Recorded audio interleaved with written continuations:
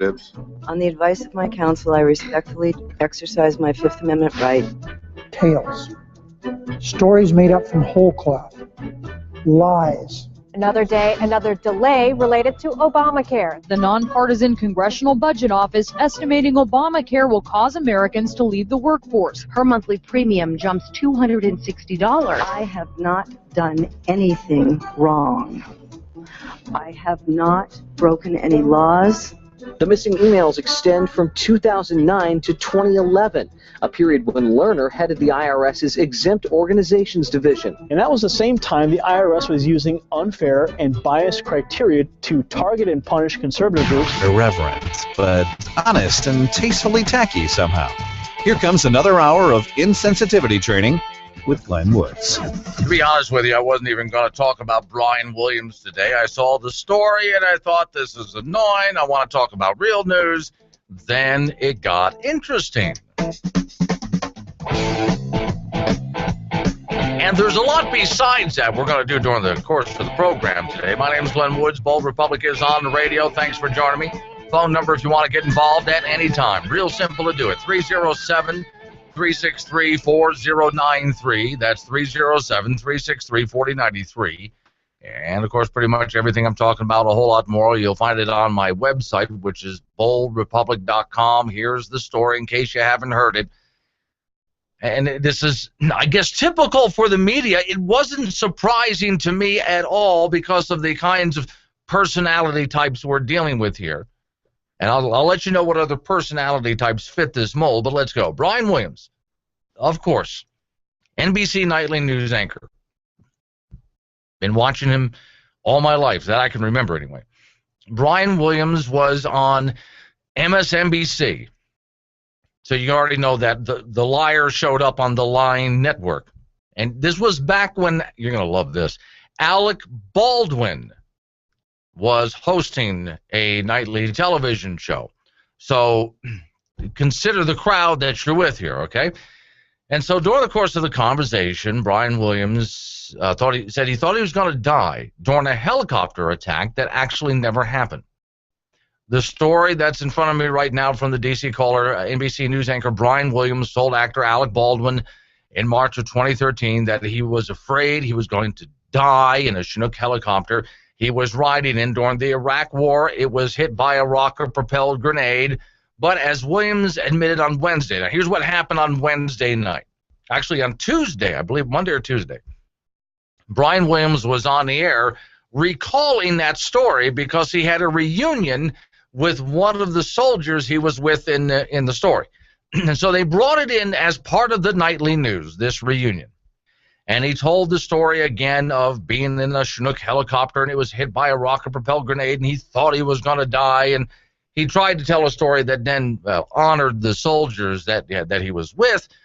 But those same people, those same soldiers that he was with suddenly erupted in horror and disgust at the story. That's not the way it happened. And on Wednesday, Brian Williams had to retract the story and apologize. He misspoke. So from the D.C. Caller, as Williams admitted on Wednesday, he was never in a Chinook that came under fire on March 23rd, 2003. Instead, he was in a helicopter miles behind the one that was hit. In the interview with the other liar, Alec Baldwin, which was conducted on the show he called Here's the Thing, he said, I guess I have to say to myself and others, I've got this. Said Brian Williams about this whole Line incident. You know, I have this unbridled confidence. I don't know where it comes from, but I always have this idea that I've got this. I can do things. And I've done some ridiculously stupid things under that banner, like being in a helicopter I had no business being in, and here comes the lie again, which he had to apologize for on Wednesday. So that's just the beginning of it. But again, he comes from a whole list of people that we've caught lying like this. But hang on. Breaking news. Right now, Brian Williams is taking cover at the assassination of John F. Kennedy. As we get more details on the story, we'll get back to it. I'm sure he's got other news to cover during the course of the day as well. Don't worry. We'll stay on top of wherever Brian Williams is. Do you remember this one? For those who don't, I'm going to remind you of it. Hillary Clinton, some years ago. I remember landing under sniper fire. There was supposed to be some kind of a greeting ceremony at the airport, but instead we just ran with our heads down to get into the vehicles to get to our base. As was even reported on news organizations that really didn't want to report it, so I'll give them credit for doing so. Even CNN came out and said, but that never happened, because videos started to circulate of Hillary landing with Chelsea, and which there was a pop singer that was with them too, and they walked right out onto the tarmac with adoring people greeting them. Sheryl Crow, that's who was with them. And so none of Hillary's story was true. Why, we all asked at the time, would she lie about something like this? Why would she do it? I don't understand. Nobody did then, nobody does now. Your president, President Obama, has been caught in several such lies, which he's, you know, they don't lie. They misspeak. They can never say that they lied about something like this. They always misspoke in one way or another. It's interesting. Let's go back to Hillary again. Listen carefully to the story. I remember landing under sniper fire. There was supposed to be some kind of a greeting ceremony at the airport, but instead we just ran with our heads down to get into the vehicles to get to our base. People were asking at the time, Hillary, why would you tell a story like that? I have to ask the same question now, Brian Williams. Why would you tell a story like that? Now, don't worry, the career of Brian Williams has been saved. Do you folks remember the story of Dan Rather? Now, for those who don't, I went up to the front desk and asked our own Dan, a different Dan, an honest Dan, about this. And he didn't know about it because Dan was young at the time, not really, really young, but younger. And I thought this might have been off his radar screen, and I was right. So for those who haven't heard the story, like Williams, Dan Rather, who used to host the Evening News, has been the subject of public controversy. In 2004, he was forced to retract a report on George W. Bush National Guard service after the authenticity of those sources and documents came into question. Rather retired from CBS News the following year, ending a 24-year run as anchor of the Evening News. Now he has turned and said, this is a quote from Dan Rather, I don't know the particulars about that day in Iraq, Rather told Politico. I do know Brian. He's a lifelong friend, and we've been in a number of war zones and same battlefields competing together. Brian is an honest man and an excellent reporter and a brave one, and I can attest to that. Now, for those who don't remember exactly what happened in that story with Dan Rather, this was called Rathergate. This is when George Bush was running for re-election. And apparently these documents surfaced from George Bush's commander when he was part of the Army National Guard, was it the Air Force, Air Guard, and was a pilot. And apparently, well, he was AWOL. And so he was written up by his commander, or so the story goes. And so Dan Rather shows these documents on the air that supposedly were typed up by his commander. Well, it was not, there was nobody in the news business who uncovered this story. CNN didn't, NBC didn't, ABC didn't, nobody. New York Times didn't uncover the story. What uncovered the truth of the story was a bunch of bloggers online. These bloggers, one of them just suddenly set up and took a look at the television screen where Dan Rather, who was on 60 Minutes at the time, was showing these documents and said, wait a minute, the font is wrong. That font wasn't available on a typewriter back at that time. That font didn't really come into being until computers came around. So, and then somebody else corrected him and said there was one typewriter that carried that kind of font. But it was a $3,000 typewriter in the money of the 1970s. It was an IBM Selectric, and it was a typewriter that was specifically designed not for office workers, not for secretaries, but it was a typewriter that was designed for publishing houses. So the secretary of this commander would not have had such typewriter.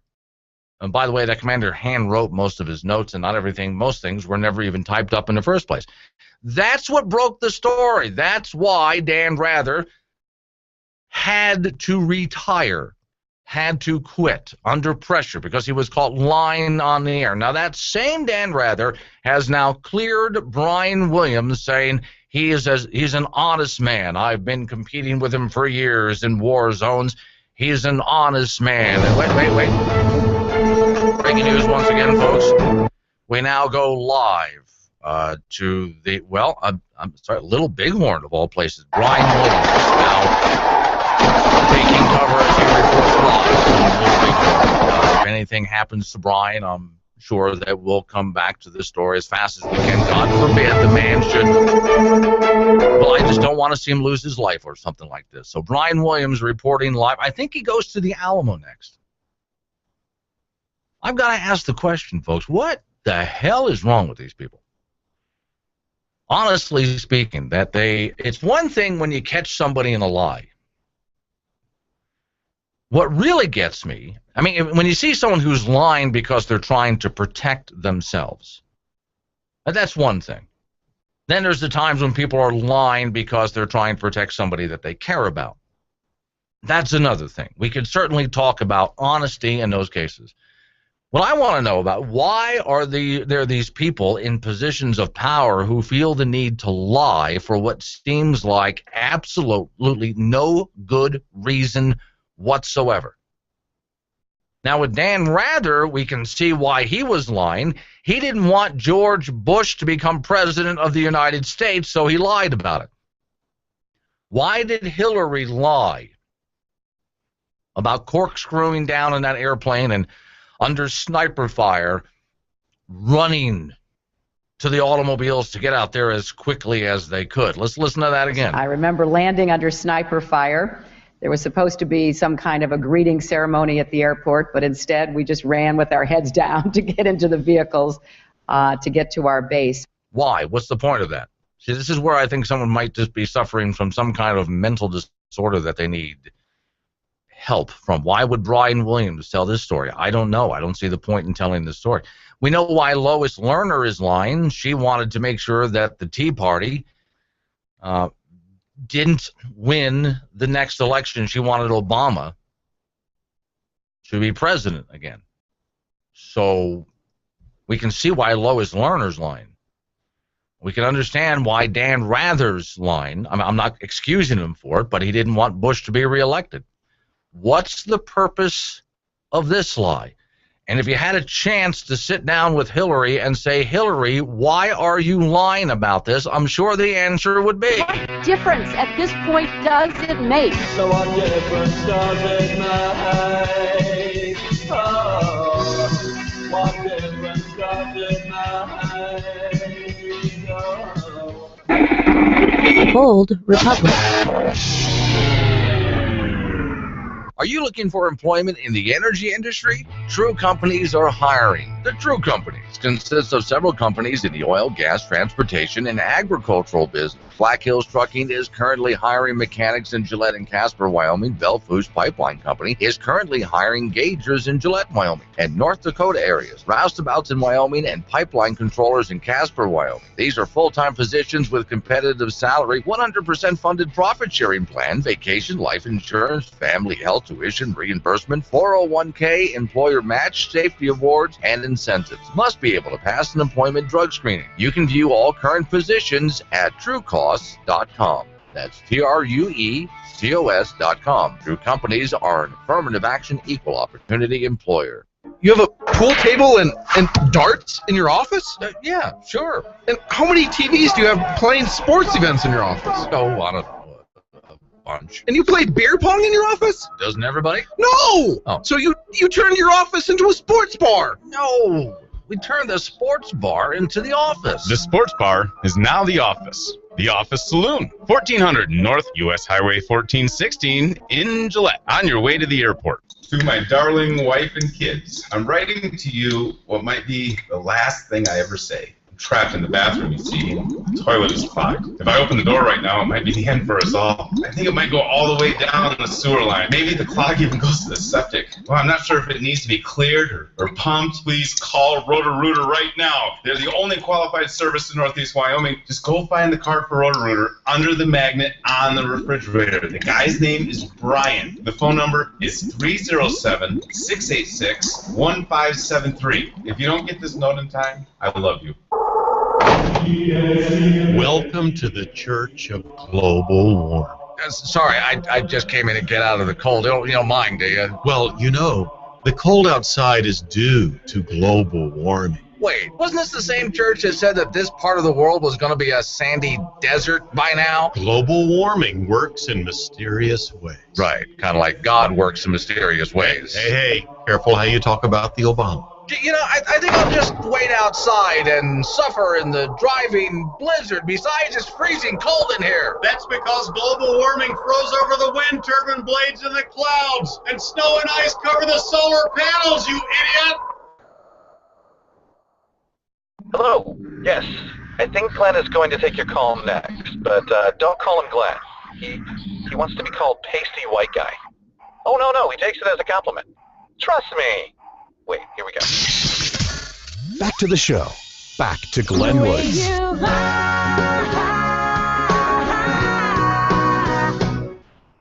lie like a priceless Persian rug on a rich man's floor. And you lie like a coon dog basking in the sunshine on my porch. When you lie like a penny in a parking lot at the grocery store. It just comes way too natural to you. What difference at this point does it make? Well, it makes a hell of a lot of difference, Hillary. So, okay, back to Brian Williams and lying in general.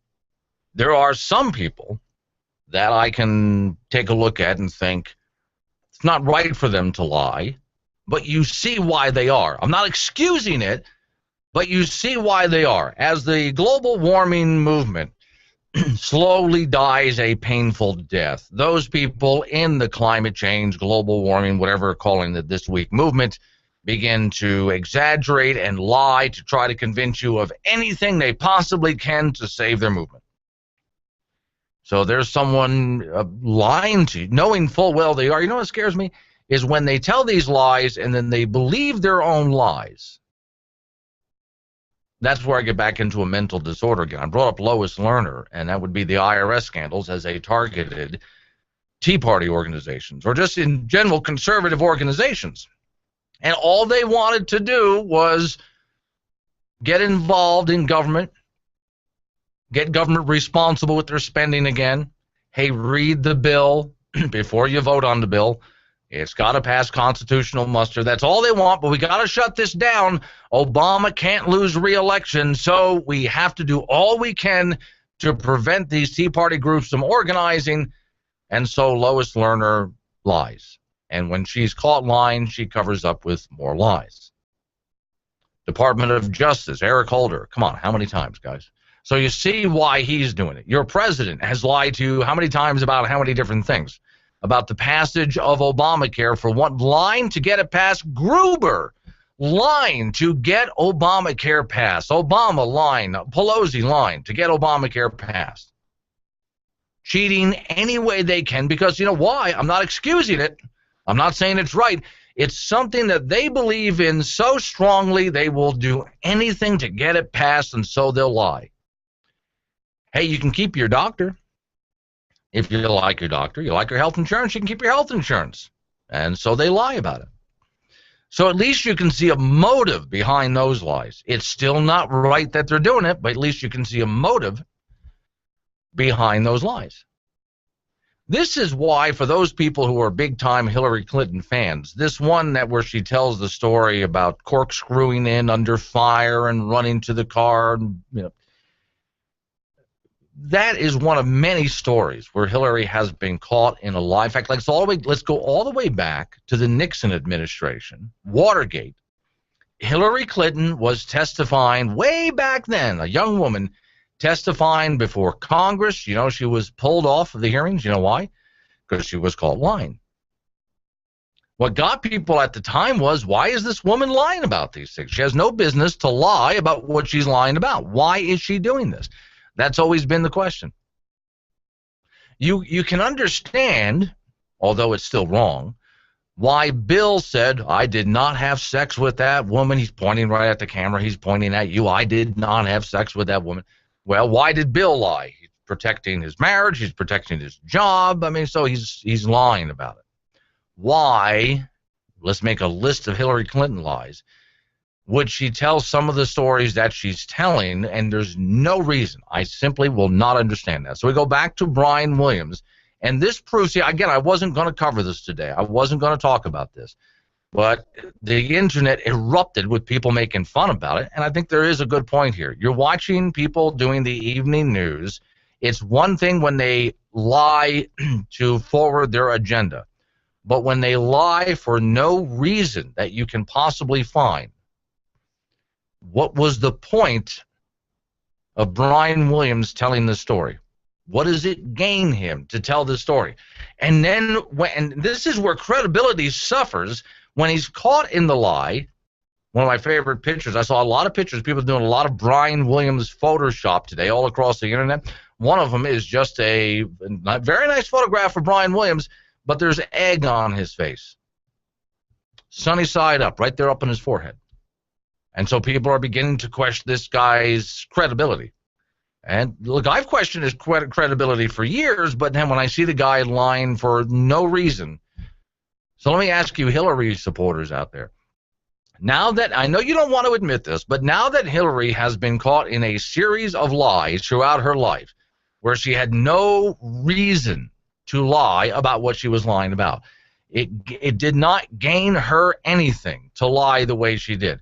Why would you still vote for her when you see that kind of a mental disorder at work? What do you want to call that? An honesty deficit? We can call it an honesty deficit if you want. Last story I have here, Brian Williams and NBC Nightly News covers Hillary. This goes back a ways, and again, I see them at this point trying to twist and cover the story for political gain. A lot like Dan Rather was lying because he didn't want Bush to be reelected here. But the story here is, in a report that followed, Chief Foreign Affairs correspondent Andrew Mitchell explained, Clinton claims last week that she came under sniper fire attack in Bosnia in 1996. Those of us on the trip definitely recall it differently. Instead of running for cover, Clinton was greeted by schoolgirls who read her poems of welcome. So they're going back to this. Raises the same questions of the exaggerations by Williams. Andrea Mitchell noticed that Clinton was awarded 4 Pinocchios for her Washington Post lie. So what do we do now with Brian Williams? And on that same night where Hillary Clinton was caught in that lie, Brian Williams on the evening news had a little bit of a roundtable discussion where they essentially tried to salvage what was left of Hillary's campaign. She was running at the time against Barack Obama for the Democrat nomination. I'm not saying that lie that she told was the reason. I don't think that's the reason she didn't get the nomination. But if Democrats were being honest about it, it certainly should have played in, don't you think? I'm thinking it probably should have. If you guys really want to be honest about this, pardon the pun, you'll want to pick the most honest candidate possible, not someone who lies for no good reason whatsoever, bad enough that they lie at all. The way you lie.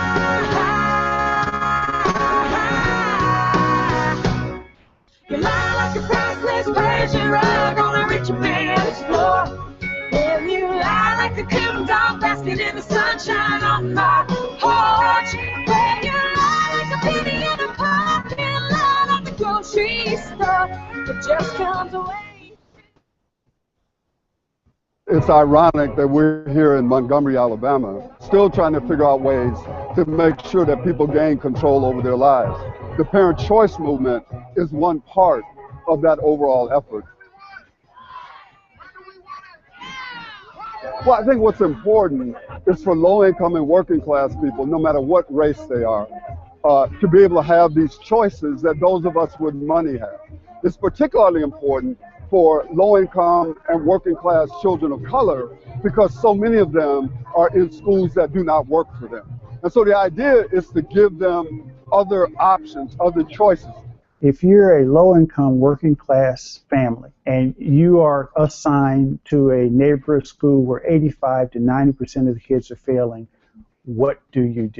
There is a shortfall, and there are some inequities in terms of educational opportunities and access to educational opportunities. Black Power was about how do people gain control over their own institutions and over their own lives. What Parent Choice is trying to give families more control over the decision making as to where's the best place for their children to get the education that they desire for them. The biggest roadblocks to education reform, the biggest roadblocks to school choices is some of the folks who are part of the intractable bureaucracy, the status quo, the union politics.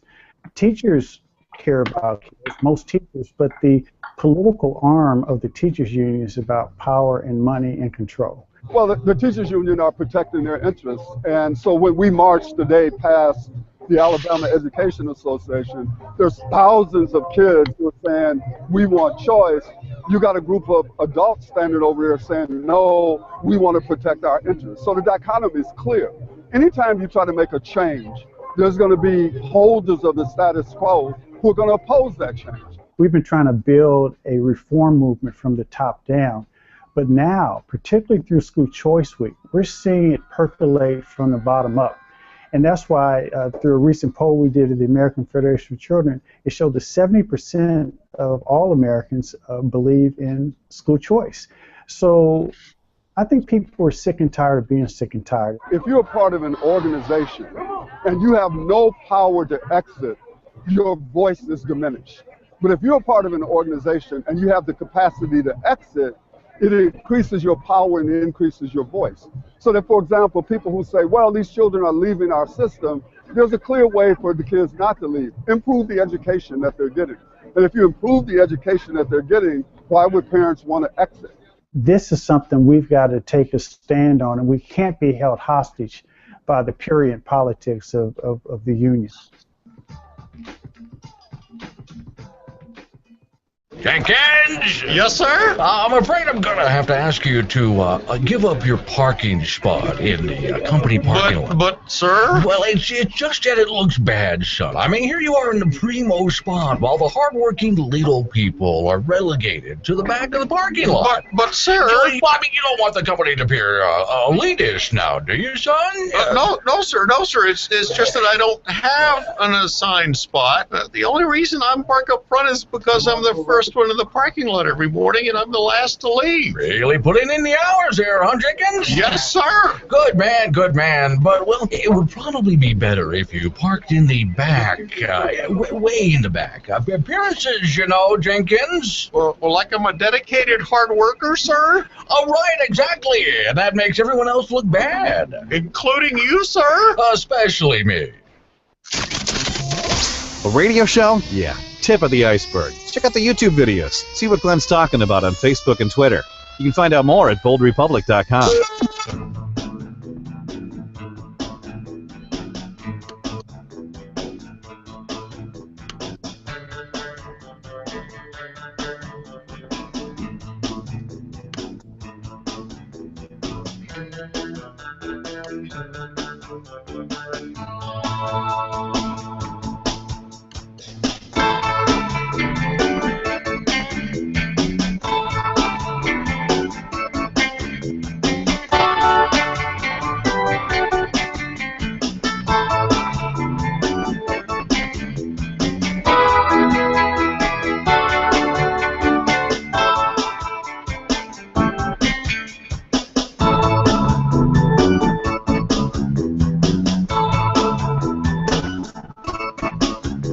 It's the Bold Republic Radio Show. My name is Glenn Woods. Thanks for joining me. We're going to head over now to talk to Jason Pye once again. But first, real quick, Jason, I have to break off every so often for breaking news. Brian Williams is now covering the Alamo live. So As we get more Brian Williams live somewhere, we'll go ahead and break away and go to it. It might be right in the middle of your report, Jason, if I have to do it. But by God, if he's going to be there, we're going to be there, okay?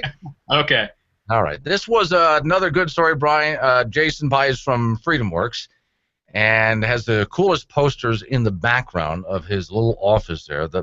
Everything. Shaun of the Dead, I think, has to be probably my favorite of all time. You wrote an article, Jason. It's a great movie. Oh, my Lord. I can't tell you how many times I've watched that thing. That and Zombieland. Oh, yeah. Yeah, which Zombieland was filmed where I grew up, in the town where I grew up. Yeah. Oh, there you go. Okay, well, the article you wrote, the REINS Act, your headline says, REINS Act will keep unelected federal bureaucrats accountable to Congress. Now, we've talked about this before. My major complaint about the way Congress and your state representatives handle things is they don't write a law, they write an outline. And then they send it to the bureaucracy and they say, write the rules to make this happen, giving lawmaking authority to the bureaucracy. So apparently the REINS Act would rein this in. How does this work? Well, the REINS Act, basically, it would require any agency, any federal regulatory agency, which has they basically become the fourth branch of government, to any rulemaking, any regulation that's over $100 million annually would have to be approved by Congress. This reins in, as the title of the bill would suggest, as you noted, a runaway bureaucracy, and it's long overdue. Congress has, for far too long, deferred and passed off their responsibility, and something like this. And Republicans have been, kind of talking about regulation and how bad it is for the economy, how it's basically just a hidden tax on the American consumer, American businesses. They want to push this through. Unfortunately, it looks like President Obama will probably veto it if it does get passed, but got to get through the Senate first, get it through the House, then get it through the Senate. We'll see what happens.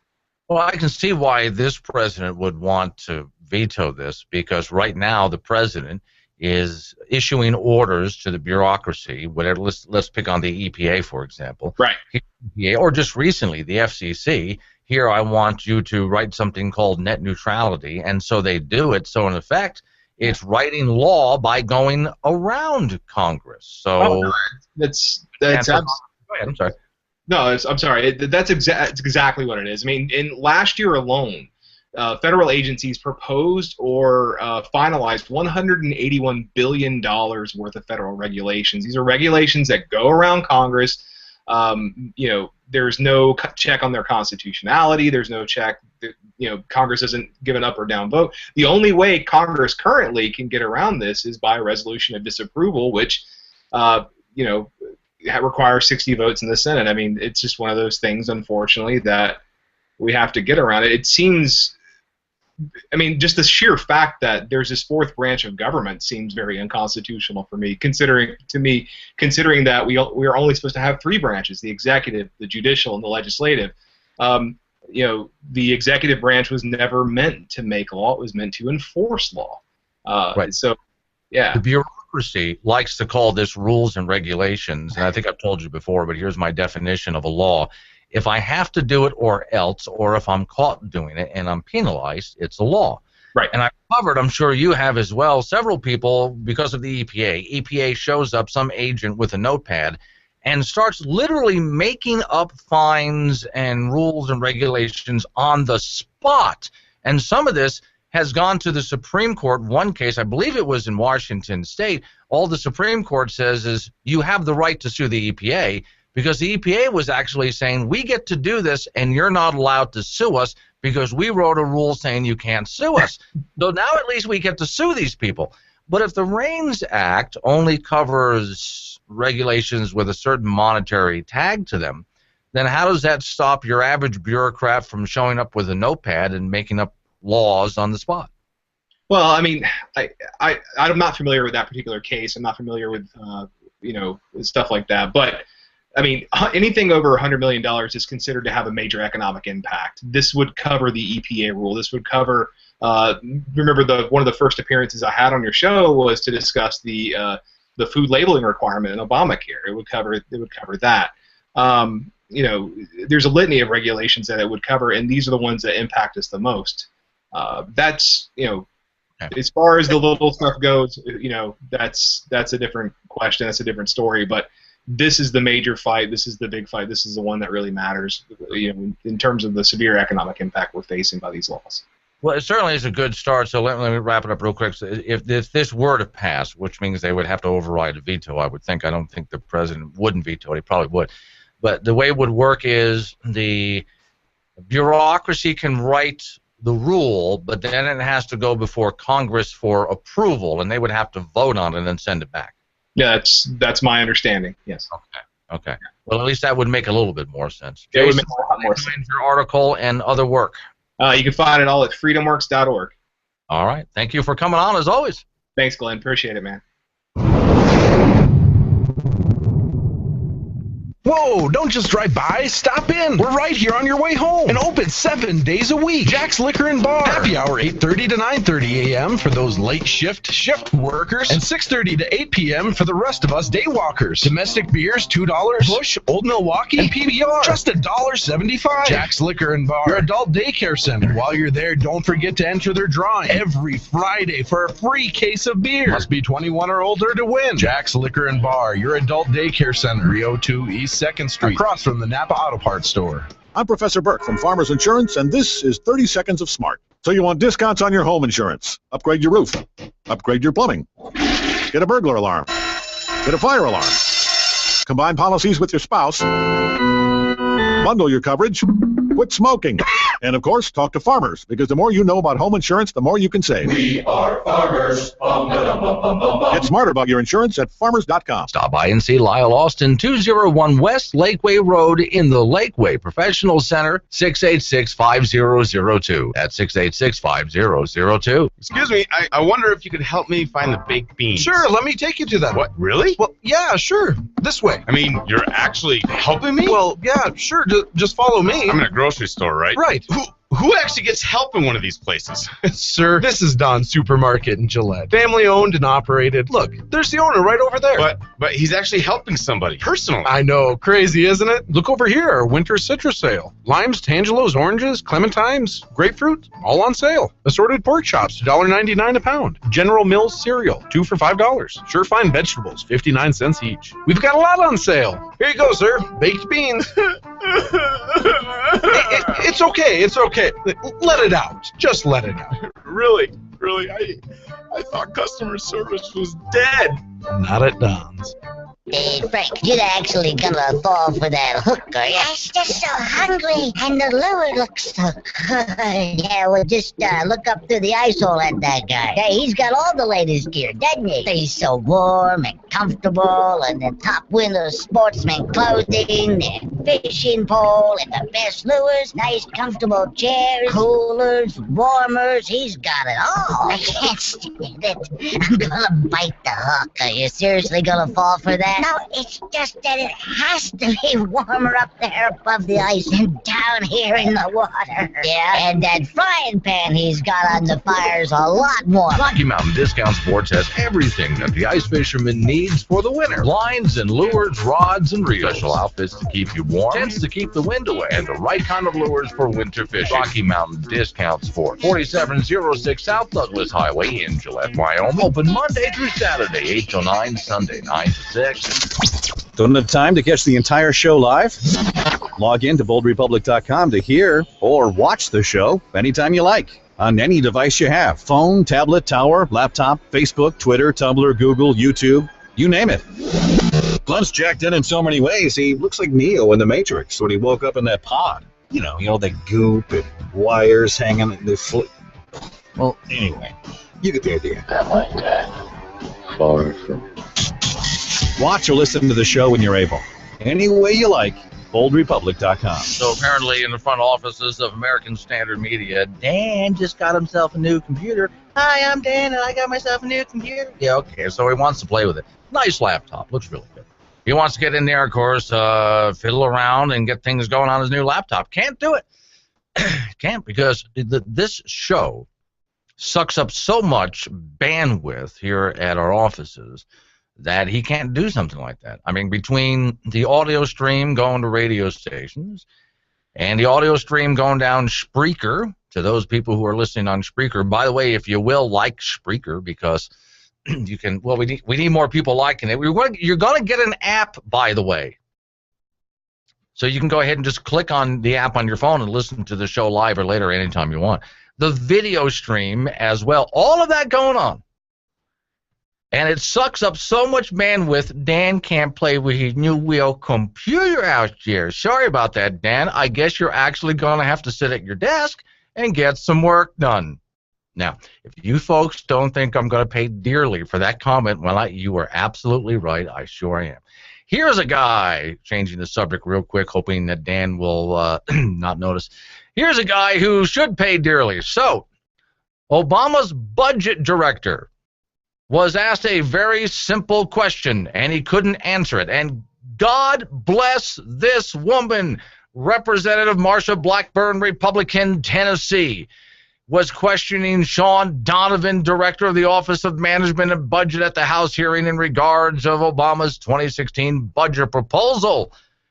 And it was just a simple question about a balanced budget. So we're going to take a look at it now and see if he can actually answer the question. And this is the hard part for some of these people. Can they actually answer the question? Okay, all right, everybody, let's go in and have a listen. No, okay, we got to go to the hearing room. Debt question. You support balancing the budget within 10 years? We support making sure we meet the most important tests of fiscal sustainability. The question is, do you support balancing the budget within 10 years, yes or no? Again, we think the most important test for a budget is, does it meet... I will take that as a no. Let me ask you this. Do you think President Clinton made a mistake in working with congressional Republicans to balance the budget? I think what we're proposing in this budget is that we work... Yeah, okay, so he's having a bit of a tough time answering the question. So we're going to check in with him from time to time during the course of the program to see if this guy will ever get around to answering a very simple question. Question number one is, do you support a balanced budget?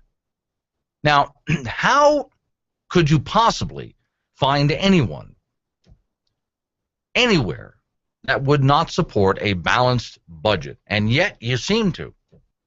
Even those who will look you in the eye in Congress and say, oh, no, we definitely support, we got to get this debt under control. And every single year they come out and spend more money. So do they really believe what they just said to you? Do they really believe that they support a balanced budget, reducing the debt, if they can't even do something like defund the National Endowment for the Arts, or knowing full well that PBS and NPR don't need government subsidies, they just keep sending the subsidies and get mad as hell when we try to close them down. But they tell you that they support a balanced budget. The president will tell you, I support balancing a budget, I've cut spending. Yet the president's new budget adds to the deficits. We got to ask you, Mr. President, do you actually support balancing the budget, reducing the deficit, when the budget that you just sent does what?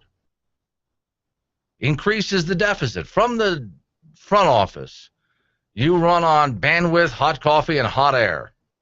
Well, I know that.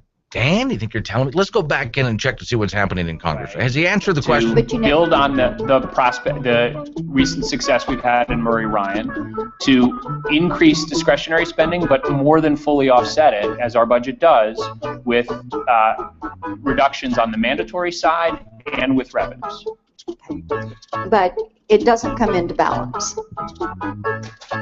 Again, the budget produces $1.8 trillion of deficit reduction. Let me ask you this. Talking about that deficit, deficit of under 3% of GDP may be a substantial improvement. We will agree with that. When you look at the amount of spending that took place early.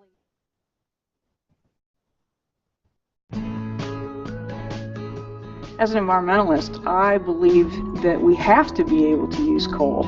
It's a resource that we have. We've taken coal so far, even in the last 30 years.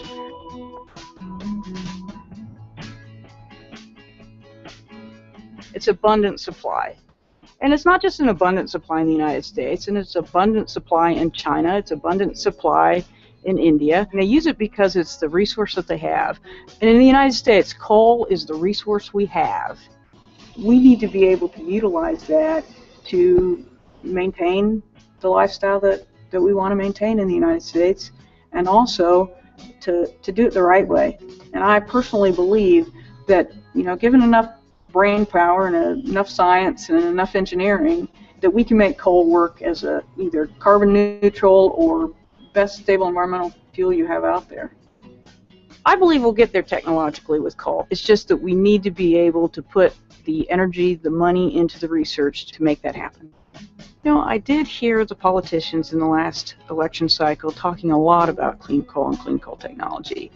And it made me feel good that it was part of the discussion. Coal should not be a four-letter word in this nation. It's an important resource that we have. It supplies electricity to people at a reasonable cost, and it's something that we should be managing and something that we should be trying to be cleaner and cleaner at. For people who are against coal or wish that there was different energy sources, my personal opinion is we need all the energy sources we can get. We need solar sources, we need wind, we need water, we need all those things. And for the people that don't understand that, I say, do the math.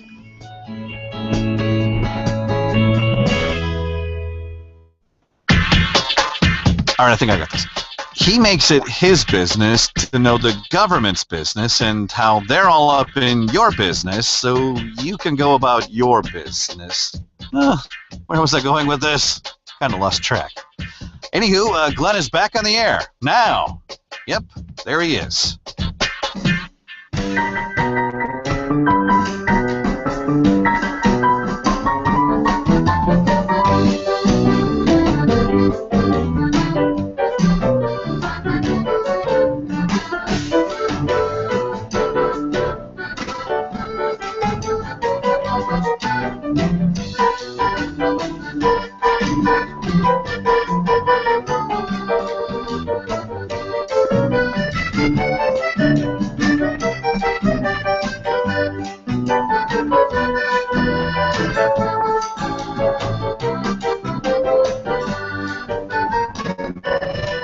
It's the Bold Republic Radio Show, Thursday edition. My name's Glenn Woods. Thanks for joining me. Phone number to get involved, 307-363-4093. That's 307-363-4093. We're going to head up to Montana right now.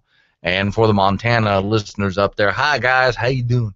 So Montana Senate passes a bill. It's got to go to your governor now. That would allow terminally ill patients to ignore FDA drug restrictions. Now, this is going to be interesting because, first off, it's got to get past the governor. Wonder if the feds are going to challenge this sucker in court. And it does remind me, in some ways, of Colorado legalizing marijuana. Well, the reason I say that is the federal law is marijuana is illegal. Colorado just goes ahead and makes it legal. And so the feds just decide they're not going to do anything about it. Well, what if they had decided that they were going to do something about it? Same thing in Washington State right now. Okay, well, ignore FDA rules, and we can talk about whether you think this is a good rule or not, good law or not. Right now I'm interested in the reaction from the feds. On Monday, the Montana State legislature unanimously passed the Right to Try bill, which would allow terminally ill patients to ignore federal restrictions on experimental treatments and drugs. They say too often patients who cannot be cured by conventional treatments are denied the ability to try new options thanks to onerous regulations by the FDA. Now, let me ask you, in that sense, let's get into that part of the discussion. You have a terminal disease. I'm very sorry. And so you go to your doctors and they show you every possible cure or procedure that they can, but it just isn't happening for you. All right, so since that's it, you got like 6 months to a year left, and you want to live, you want to pull out all the stops, you're willing to try anything at this point. But your federal government is stepping forward, and like I was talking about with Jason Pye just a moment ago, mainly the regulators, not even so much Congress, mainly the regulators are stepping forward at the FDA and saying, nope, you can't do that. You're not allowed to try these experimental drugs. So let me ask you now, should you be allowed to try them anyway? So let's go back up to this, we're going back up to Montana here. Right to try laws. And this is what they're calling this one that they just passed through the House and Senate. We'll see if the governor signs it. Would allow you to, if you're in Montana and a citizen of the state of, you would be allowed to just ignore the FDA and try whatever you want. Usually you had to go to other countries for something like that. Now you'd be able to do that here in America. The story reads, right to try laws, free market principles were dramatized in the 2013 movie Dallas Buyers Club, which starred Matthew McConaughey as an AIDS patient who was smuggles non-FDA approved drugs into the country back in the 1980s. Jack Hunter noted that, and he's a representative, well, okay, that the character in this serves to show that AIDS victims' lives are really on the line, and the FDA is not allowing them to try anything. In other words, pull out all the stops. Montana is one of 22 states considering right-to-try legislation this year. 20? I didn't know there were that many. I figured maybe a couple. 22. And 5 states, Arizona, Colorado, Louisiana, Michigan, Missouri, already have similar laws on the books.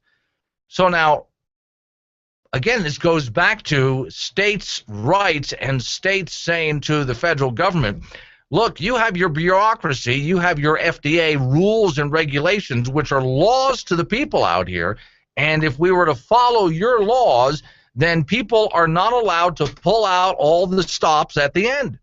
Getting near the end of someone's life, and they're willing to try anything. Why not give them the right to do so? And for those people who fight for the idea of right to die, in other words, let's say you have a terminal disease and you decide you're not going to suffer to the end, you want the right to die. You want to be able to end it rather than having to suffer through everything until its natural, sometimes horrifying conclusion. There are some who argue for that right to die so you don't have to suffer through what's about to happen to you here. Well, if you're in favor of that, or even if you're not, would you then be in favor of a right to try law where, you know, I got nothing to lose, I'll try this new procedure? Now, I can understand if the FDA were to step up and say, yeah, but some of this stuff is just flat out quackery. I mean, you're spending your last few dollars at the end of your life on stuff that's obviously just quackery, and we're trying to protect you from that. Fine. And I can understand there are, well, there's even some holistic medicine out there that is just absolute I'm not saying all holistic medicine is nonsense. There is some out there that is just absolute nonsense. But people spend their last dollar on it thinking that maybe it's something. I have a default position that I always go to when I think about things like this. My default position is always individual freedom. So as much as I think that maybe the FDA will have people's best interest in mind, the fact of the matter is, it's your life, and you should be allowed to make that decision in the final days of your life. It is completely up to you to make that decision. And the government's job is to protect that. Okay, Steve Klein, Wyoming Liberty Group and Civil Forfeiture. We're going to talk about that next.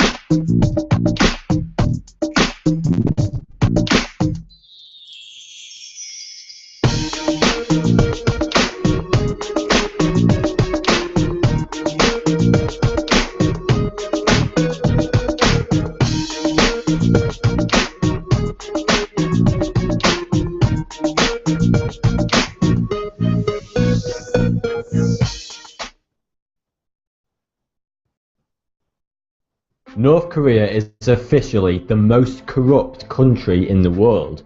The Corruption Perceptions Index ranks every country in the world from 0 to 100 based on how corrupt it is. with a score of 0 being very corrupt and 100 meaning very clean. Every year, North Korea ties with Somalia for last place. Let's uncover the most disturbing facts about the world's favourite hermit kingdom.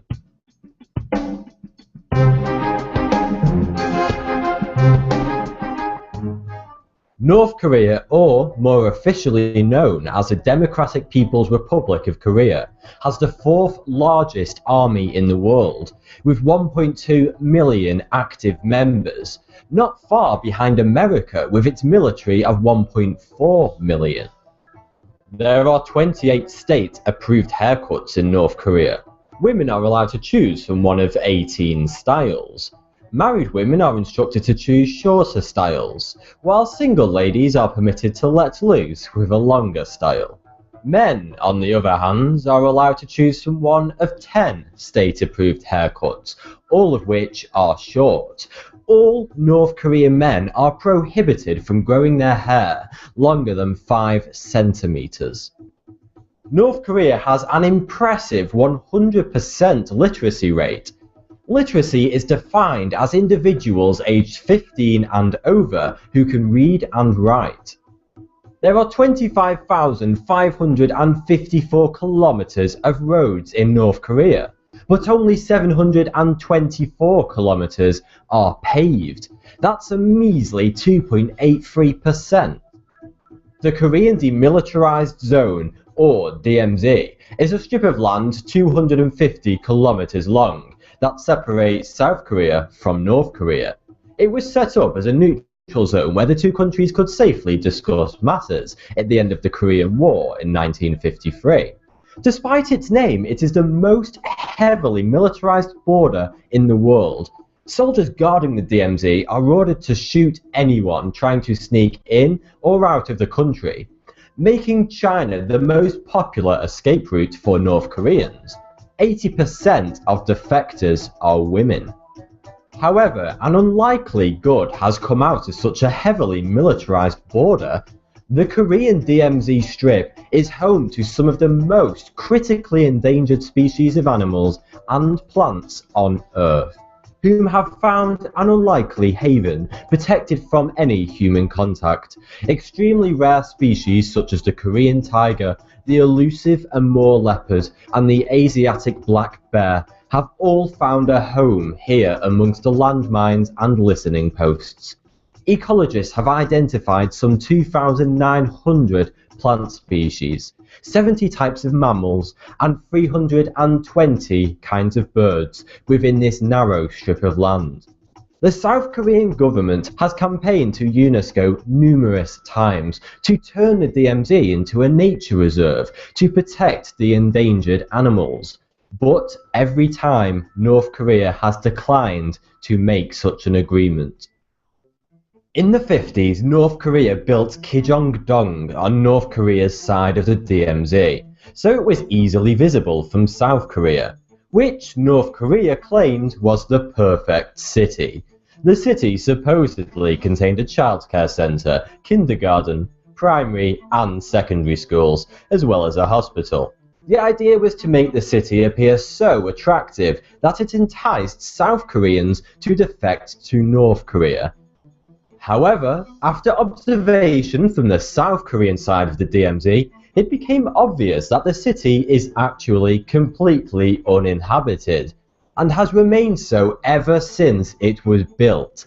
It has since come to be known as Propaganda Village. In the 1980s, the South Korean government built a 98-meter tall flagpole on the south side of the DMZ, close to the border. The North Korean government responded by building an even taller one in Kijong-dong, in what some have called the Flagpole War. At the time, it was the second tallest flagpole in the world. In the past 60 years, over 23,000 North Koreans have defected to South Korea, whereas only 2 South Koreans have gone north of the border. North Korea has its own operating system, Called Red Star OS, it's a fork of Linux. Most of the software on there, such as the web browser, text editor, and firewall, are custom programs written by North Korea. In 1974, Kim Il-sung took 1,000 Volvo sedans from Sweden to North Korea and never paid for them. Who exactly is Gruber? What was his role in crafting Obamacare? I don't know who he is. He didn't help write our bill. Most people think he's one of the best outside experts, Mr. Gruber of MIT. I don't know if you have seen Jonathan Gruber of MIT's analysis, and so... Jonathan Gruber is one of the most respected economists in the world. He attended 5 of the 12 meetings at the Obama White House in 2009, including the meeting with the president. I was a paid consultant to the Obama administration to help develop the technical details of the bill. $6 million in consulting fees on Obamacare. Who knew you could make so much money working for the government, huh? And so... The fact that some advisor, an advisor who never worked on our staff, I've stolen ideas from liberally John Gruber. Obama's a little more relaxed. I think he took a cigarette break halfway through. Irreverent, but honest and tastefully tacky somehow. Here comes another hour of insensitivity training with Glenn Woods. It's a Thursday afternoon episode of the Bold Republic Radio Show. That means, of course, we head on down to Cheyenne, Wyoming, where this time we're joined by Steve Klein from Wyoming Liberty Group, who is covering a topic that is very near and dear to something that irritates me, so I'm glad you're on it, Steve. And that would be civil forfeiture as one of the topics we're picking up today. Is that right? Absolutely, Glenn. Okay, now, I'm curious if part of what you're going to tell us about today has anything to do with how the federal government has also moved recently, Congress is trying to, on civil forfeiture law, or are you just looking at what's happening in the state of Wyoming? Well, Glenn, the history of civil forfeiture here in Wyoming, the federal involvement, it exists, but it's not actually that prevalent. Where we have what happened was the federal adoption program put on by Eric Holder kind of put to a stop, and there's a lot of discussion going on on the internet between different legal experts as to what exactly that means, because the federal government can still pursue their own kind of forfeitures, and then it seems they can still pursue them at the request of state governments. What this does is seems to put an end to a certain amount of the sharing that's going on. And that's, so it's very interesting as to, and there's many different opinions. But the point is that here in Wyoming, especially at least in the last 10 years, there wasn't really much federal adoption going on to begin with, and consequently, there wasn't that much money coming back. Nebraska, Colorado, they see about $3 million a year come back from working with the feds on civil forfeiture, whereas Wyoming, I mean, we didn't even get $3 million in the last 10 years total. I mean, it's just not that much money coming back. But I guess I should start off, when we talk civil forfeiture, basically we're talking about drug laws. The Wyoming Controlled Substances Act is a law that currently allows police here in Wyoming, with the help of the Attorney General's office, to seize property that they believe is related to the drug trade. That's cash, cars, firearms are typically the most commonly seized items.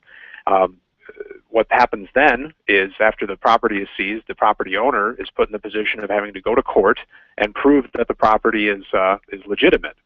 Instead of the government having to prove that you're guilty beyond a reasonable doubt, you have to basically prove it's basically a 50-50 split. Whoever has the preponderance of the evidence, is what it's called, wins the case. So as a result, the deck is already kind of stacked in the government's favor, and you are not provided an attorney if you cannot afford one. And the big problem is that the median forfeiture, usually the amount that's seized here and put to test in a forfeiture case, is right around $2,000 here in Wyoming. So even if you can afford an attorney, it's not worth paying for one, because by the time, if you take the case to all the way to trial, it's going to cost more than $2,000 to get your $2,000 back, which doesn't really make a whole lot of sense. So what's going on right now here in Cheyenne, what's been going on for about the last year, is there was an interim study between the 2014 and 2015 legislative session to craft a bill that would reform civil forfeiture here, that would change the Controlled Substances Act. What came out of that was a committee bill, a bill sponsored by the Joint Judiciary Committee, that will replace forfeiture with a criminal system. with the idea that instead of having a civil forfeiture trial that goes after your stuff and a criminal forfeiture or a criminal case that goes after the individual, we're going to put them together. And so there will be, if you commit a drug felony and you're charged with that felony, the government does all the things we hold near and dear, particularly under our 5th and 6th Amendments of the Constitution, and they put you through a trial and say you can't afford an attorney, one will be provided for you. The government has the burden of proving beyond a reasonable doubt that you committed a drug felony. Usually you're carrying, lots of drugs and you had the intent to distribute them. And then after conviction, only after you are convicted of a drug felony, can the government then pursue forfeiture. Now, they can still seize your property before this happens, but they have to have a criminal case in the first place, and only will they be able to forfeit it after you have been convicted of a trial, or of a drug felony. So that's Senate File 14. That's what's going on at the Wyoming legislature right now. How does that affect, and this is where the first I had heard of civil forfeiture was years ago with problems on Interstate 10, which of course growing up in the South, that's a major artery for me. And that's the police pulling somebody over, and wow, you got a lot of money on in your car, so obviously you're driving cross country to buy drugs, even though you could buy drugs in your own town. You don't need to drive cross country to do that. So how does that affect someone who's pulled over in the state of Wyoming and has a lot of money in their car? Can the officer still seize the money? Well, first of all, I should say that the bill right now has passed the Wyoming Senate about 2 weeks ago with a vote of 26-3, and it's on third reading tomorrow at the Wyoming House. So we have one more vote. We'll have the final vote in the House tomorrow, and then it's up to Governor Meade whether he wants to sign this or not, or maybe let it pass, or I hope not, but he might veto. You never know. He was a United States attorney before he was governor. I know he does support the current forfeiture system. He even sent his chief of staff to testify against the bill during the Senate Judiciary Committee when they took it up, which is pretty unusual. I've never actually seen a member of the governor's office testify for or against a bill before. But as to your question, Glenn, yes, but it's going to be a kind of indirect thing, because the way when I said earlier that seizure will not be affected, well, it will, because you have to have a criminal case. So the idea that you pull somebody over on I-80 or I-25 and they have lots of cash in the car and nothing else, or let's say a misdemeanor quantity. This is kind of how it has happened in certain Wyoming cases, where they'll find marijuana residue or a few seeds, and then they'll find all this cash, and they'll say, well, look at this, we've got evidence of drugs, even though it's not even enough drugs to support a misdemeanor charge. Then they take the money, and then they let the driver go on his or her way, and then they have to go, if they're lucky, they go lawyer up and they start to negotiate with the Attorney General's office. So I think it will significantly change it but in kind of a roundabout way, that police and the AG are going to know we need to have a felony charge at least before we really pursue this. So the traffic stop, which is the typical way we use civil forfeiture in Wyoming, the vast majority of these cases are traffic stops. Now, I should add, though, it's not like those cash cases do happen, and those are the things I really want to cure with Senate File 14, because again, it's not just drug people that carry cash. It's someone you might have just sold something on Craigslist and you got paid cash for it, or you want to sell something on or you want to buy something off Craigslist and people want cash. So there's many reasons, legitimate reasons, and frankly, it's none of the government's business because it's not illegal to carry cash. Some people call that the American dream. So it really will affect it in a roundabout way, because if you don't have a felony case, there's probably not going to be a seizure to begin with. Now, again, I want to add, though, usually in Wyoming, when they're doing these cases, there's a lot of drugs involved. They're finding felony quantities, sometimes of very dangerous drugs, meth, cocaine. And Senate File 14 won't really change that. Then it's, well, you seize the drugs, you seize any property along with it, and here it goes, you arrest the driver because he's committed a crime. And then we go through the whole rigmarole, convict of a felony, take away the property. That I have no problem with. Okay, now, what if, let's say they pull me over because I was going to go buy a car and I had thousands of dollars with me to purchase that new car, and so now I've lost my money and I have to go to court and fight this thing. what I would love to see is the loser of the case has to pay the court costs and the lawyer costs. So in other words, I win my money back. Does this bill allow me to be compensated for the costs of going to court? No, Glenn, it doesn't, but we're eliminating the entire civil process, right? Okay. You're not going to have to deal with that until it's all going to happen in a criminal case where if you can't afford an attorney, one will be provided for you. And usually you get one provided for you even if, even if it's a borderline kind of thing. So I don't recommend, in some cases, going with the public defender, not because they're unqualified, but because they're very overworked. But that's a whole other topic for another day. Okay, and I just want to make sure all the bases are covered in something like this. Now and then we shoot videos here to illustrate a point like you're making right now in sort of a fun way. And I've written up a video that I hope to shoot this weekend because we had a conversation with a couple of callers on this program asking the question, who would you rather have rob your house? Let's say you had $20,000 under your mattress, which, by the way, Steve, is becoming a trend today. People are putting more and more money in their house, not keeping it in the bank because they don't trust the bank. So if a common burglar broke into your house, well, you're just out the $20,000. But if the government is in your house and finds the $20,000 under your mattress, well, you can do a lot more than just lose your house. You might lose. You're going to have to deal with the IRS, I would guess. You're going to have to. They're going to take a look at your bank account. You're going to lose your $20,000 plus the house, probably the cars. I mean, the list goes on and on and on. So I was wanting to ask you. I'm glad you came on this week. If we shoot this video, am I on the right track with that analogy that I would rather have the burglar because of all the problems I'm going to have with the government if they rip me off? Well, I mean, Glenn, you're getting into because the IRS has had problems with civil forfeiture as well, and I haven't directly dealt with that, but it's particularly some of these really scandalous situations of small business people who deal in cash, often be it service stations, take your pick, and they make consistent deposits in the bank of, say, $7,000, $8,000 at a time. The IRS has a reporting requirement anytime you go above $10,000, and they believe that anybody who consistently is depositing under $10,000 is trying to skirt their reporting requirement, which is a whole bunch of hogwash. So then they go and seize the money and ask questions later. So that's been the big scandal under the IRS. So the IRS isn't really doing drug forfeitures per se. They're doing this under the tax code, which is I know just enough about it to stay far and far away from it and fear the IRS more than just about anybody. So you're probably on the right track there, Glenn, as far as the who to fear the most. But as far as under Wyoming law, under the Controlled Substances Act that we have, the cash itself gets seized. That often doesn't lead to other things. Now, the drugs, when they find drugs, it might lead to all sorts of things. And unfortunately, it doesn't have to be felony quantity of drugs. It can be, as we've seen, marijuana residue, which I'm still trying to figure out exactly what that is. I think it's what the dog smells on the cash could be, might count.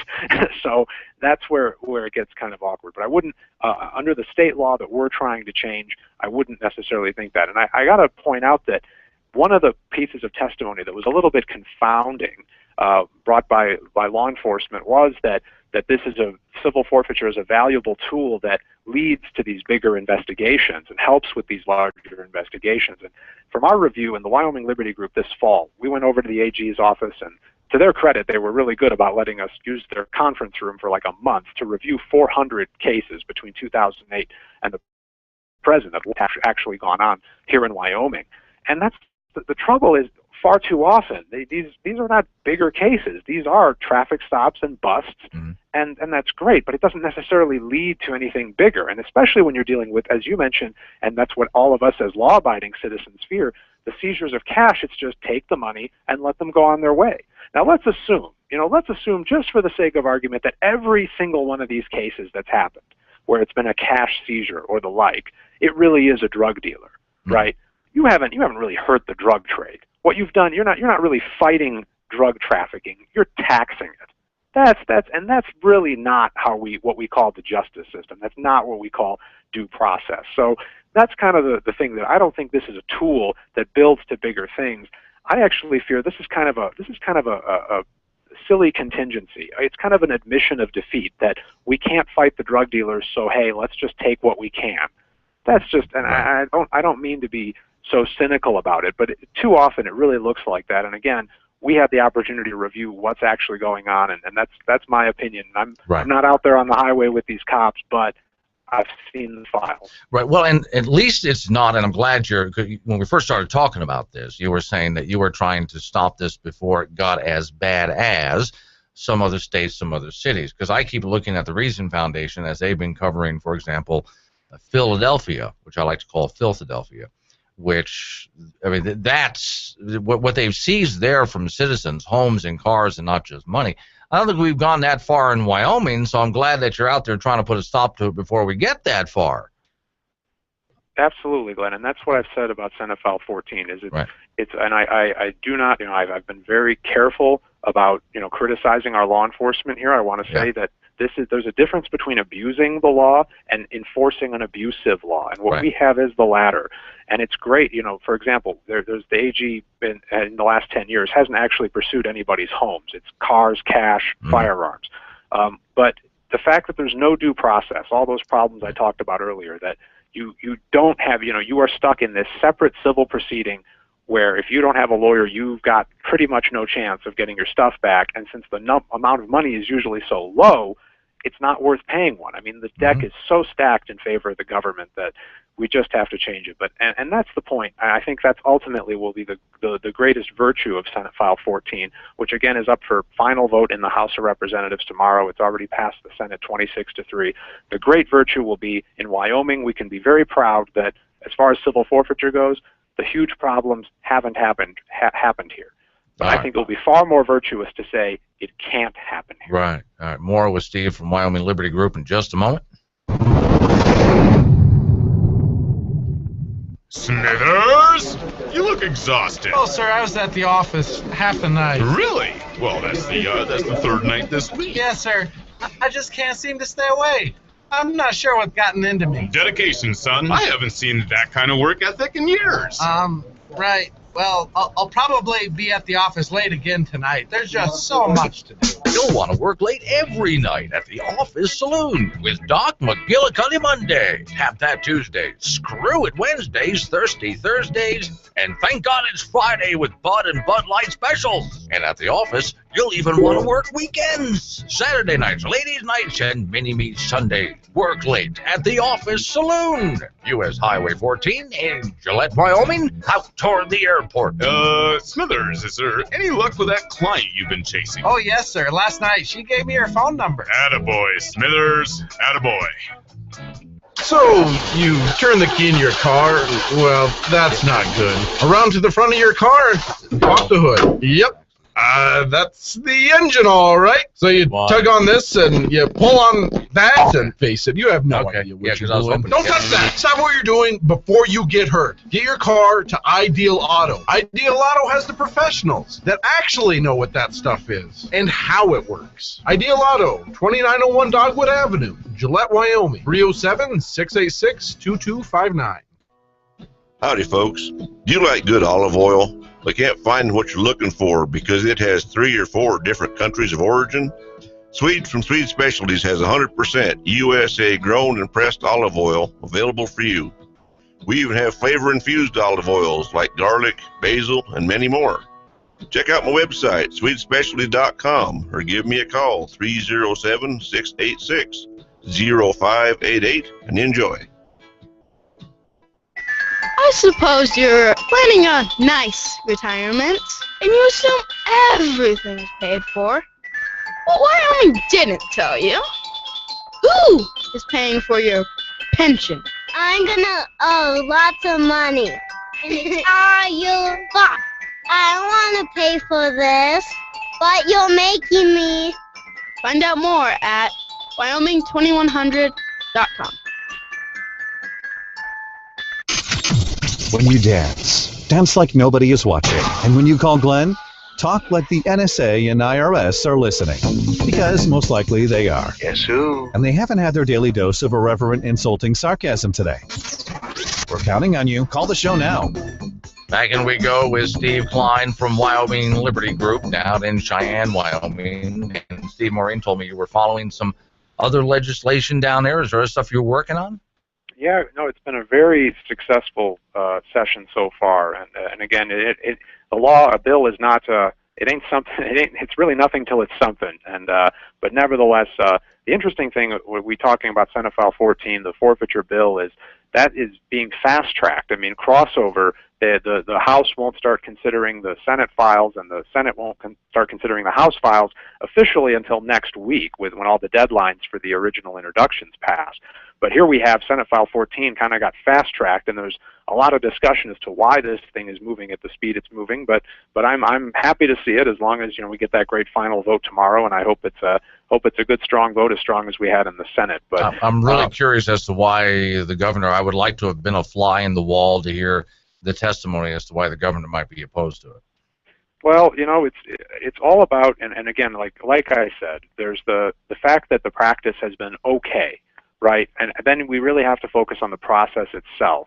But people don't, some unfortunately don't really see that distinction. They think they see it as an attack on law enforcement and a kind of an accusation, and I deny that. I don't think that's true. I think I've been respectful with slip-ups now and then, but it's I think overall just a really will kind of respect the process and respect property owners. But otherwise, we have two pretty strong bills. The bills I'm working on, the closest, the other one is House Bill 18, and that's another one of the Joint Judiciary Committee sponsored this bill, and it's called the Drone Protection Act, and we've talked a little bit about this before. And right now, the bill got kind of amended pretty significantly in the House, and I wasn't happy to see some of the changes, but the point is that it basically requires, with some exceptions, law enforcement to get a warrant before using drones for searches, for criminal investigations. That's now passed the House, I think, with 41 votes, so a little more than 2/3, not bad. And now that's going to head over to the Senate. Hopefully, maybe it'll be a committee next week already. So there's one. What about if they are using the drone to search for someone who's missing? Do they need to get any special permission for that? No, they don't. That's one of the exceptions, and I think the exceptions are broad enough to really allow for a lot of various things. Like between Cheyenne and Gillette, we certainly have some very large power lines that I think right now they're using helicopters to monitor. You can see them sometimes when you're driving up 25 there. Maybe they'll be able to replace that with a drone, and I think that's perfectly legitimate. So the idea is to really just prevent, before it starts, the idea of what I call generalized and particularized surveillance. We have this Fourth Amendment right to privacy in our homes and on our persons, but for too long, and before the technology got advanced, the idea was, well, you're out in public, you don't have any real expectation of privacy. But I don't think that's true. I think when you and I are driving around, we don't expect to be followed by some eye in the sky just randomly. And unfortunately, as the cost of surveillance goes down, the amount of surveillance goes up. That's just a fact of life. See, I've always, the analogy I like to make is, if I'm sitting, let's say, at a coffee shop reading a book, I'm not doing anything wrong, but I can expect that, you not to stare over my shoulder the whole time looking at what I'm reading. That would make me pretty uncomfortable, and frankly, I'd turn around and tell you to get lost. So I'm looking at government the same way. Unless I'm committing a crime, I really don't need you staring over my shoulder. Yeah. Okay. And the bill also contains we learned, it was nice to hear during committee, during testimony, that the only government agency that really has drones right now here in Wyoming is actually the university. So we put in a pretty broad reporting requirement just to get an idea of what the costs are. So there'll be a yearly report, maybe from other agencies as well as they pick up drones, but we'll at least get an idea of what the cost and maintenance is like. So that could be, I think, really beneficial. There is a sunset date on the whole bill, so I think in 2021. So it will kind of force the legislature, I hope, to revisit the issue, because it is developing, very, very quickly. But even since this bill got introduced, there's been some pretty, in particular, one revelation from the from Homeland Security, from the federal government, that they've been using traffic cams all over the country to follow citizens, monitor license plates. Yeah, I remember that one. All right, Steve, where do they follow you at? Whyliberty.org. All right, thanks for coming on as always. Thanks a lot, Glenn.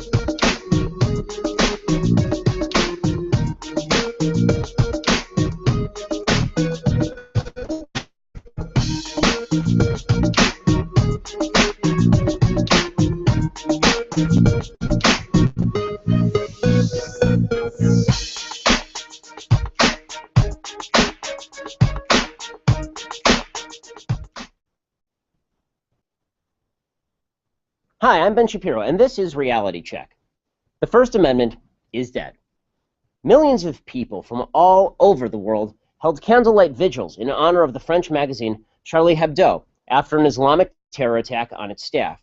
But in reality, those of us here in the United States, yes, even those of us who bravely tweeted #JeSuisCharlie, gave up our First Amendment rights a long time ago. We gave them up in the name of political correctness and in the name of being non-offensive. The First Amendment is dead. Long live the reign of sensitivity.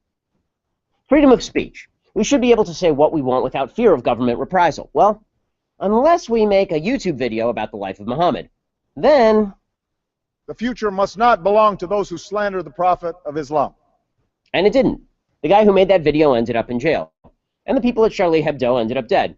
So everything worked out just like the president said it should. How about freedom of the press? Well, we now have Democrats trying to define who is a member of the press, of course, so that they can reject press rights for bloggers. And the Obama administration has allegedly tapped a journalist's computer, allegedly tapped the phone of another journalist's parents, and prosecuted a whole slew of journalists for refusing to cooperate with the government. Freedom of religion? Not so much. If you're a baker in Colorado and you have the temerity to tell a gay couple that your religious scruples won't let you participate in or profit off of a homosexual wedding, the government will fine you. Plus, just for good measure, the government commissioner will call you a Nazi. Freedom of religion, and religion has been used to justify all kinds of discrimination throughout history, whether it be slavery, whether it be the Holocaust, whether it be, we can list hundreds of situations where freedom of religion has been used to justify discrimination. Well, actually, we can list hundreds of situations where government's refusal to grant freedom of religion ended not just in discrimination, but outright murder. The Nazis, it turned out, didn't justify the Holocaust with reference to the Bible. They did it with reference to how evil religion was. The Nazis even had a special badge for Bible students in their concentration camps. Freedom from government-established religion. Well, that was designed to stop government from encroaching on free exercise of religion. The idea was that if you had an established church, that would end in discrimination against other churches. But now, we do have an established church, the Church of Secularism, and naturally, it's discriminating. About the only part of the First Amendment left standing is our freedom to assemble and petition the government for redress of grievances, well, under certain conditions and at certain times. But fortunately, thanks to our surrender of all of our other First Amendment rights, the government always has an easy answer. No, but hey, at least we're sensitive. If we all say just the things the government allows us to say, and practice religion in just the way the government wants us to practice it, and report just what the government wants us to report, we'll be fine. Tired of liberals' so-called reality shows that do nothing but feature embarrassing conservatives like Honey Boo Boo and hicks that live in swamps? Well, we here at American Standard Media have begun our own reality show. Hot Stars. Dude. A new reality show showing liberal life in Denver, Colorado. Dude. Whoa. Sweet. And tune in next week for a special jaw-dropping episode. Whoa. All new from American Standard Media. Reality shows featuring liberals. Now, we admit the shows are not as interesting because, as usual, conservatives are doing all the work. Whoa! All right, I think I got this. He makes it his business to know the government's business and how they're all up in your business so you can go about your business. Where was I going with this? Kind of lost track. Anywho, Glenn is back on the air. Now. Yep, there he is.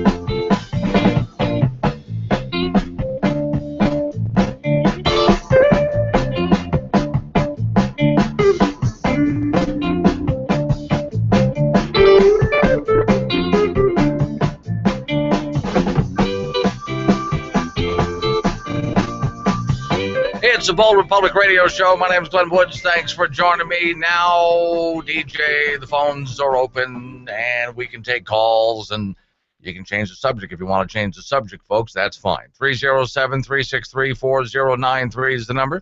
That's 307-363-4093.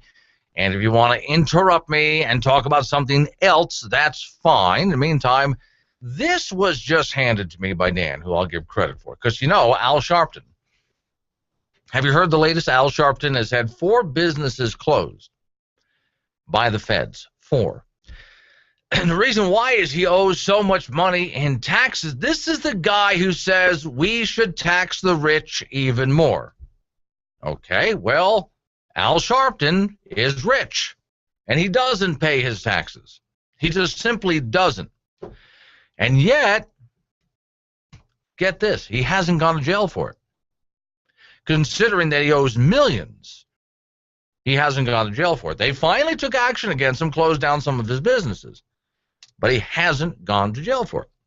So the story that Dan just sent me while Steve Klein from Wyoming Liberty was on the phone with us, people who have gone to jail for owing less money than Al Sharpton. Chuck Berry, 1979, rock legend, served 5-month sentence in California prison camp after he was found guilty of evading $200,000 in taxes. Berry was also ordered to do 1,000 hours community service upon his release. Pete Rose owed less money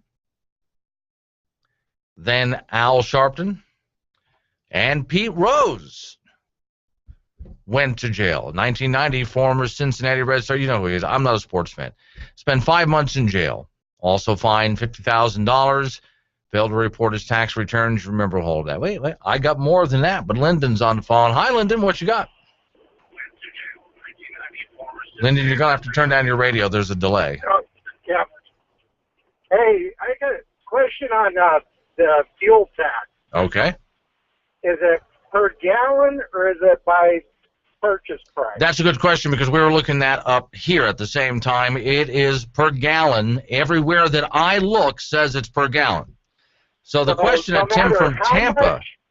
I'm sorry?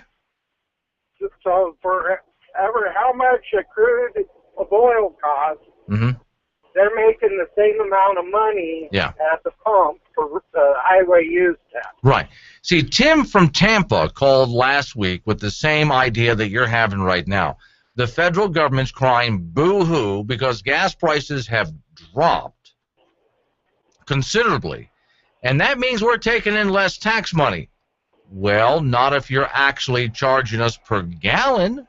And that was my first question. Are they charging per gallon or per dollar? If they say per gallon, that means that they're making more money right now, not less. Right, it's because you'll have more people out and about driving and traveling, and the revenues will go up. There you go. Yeah.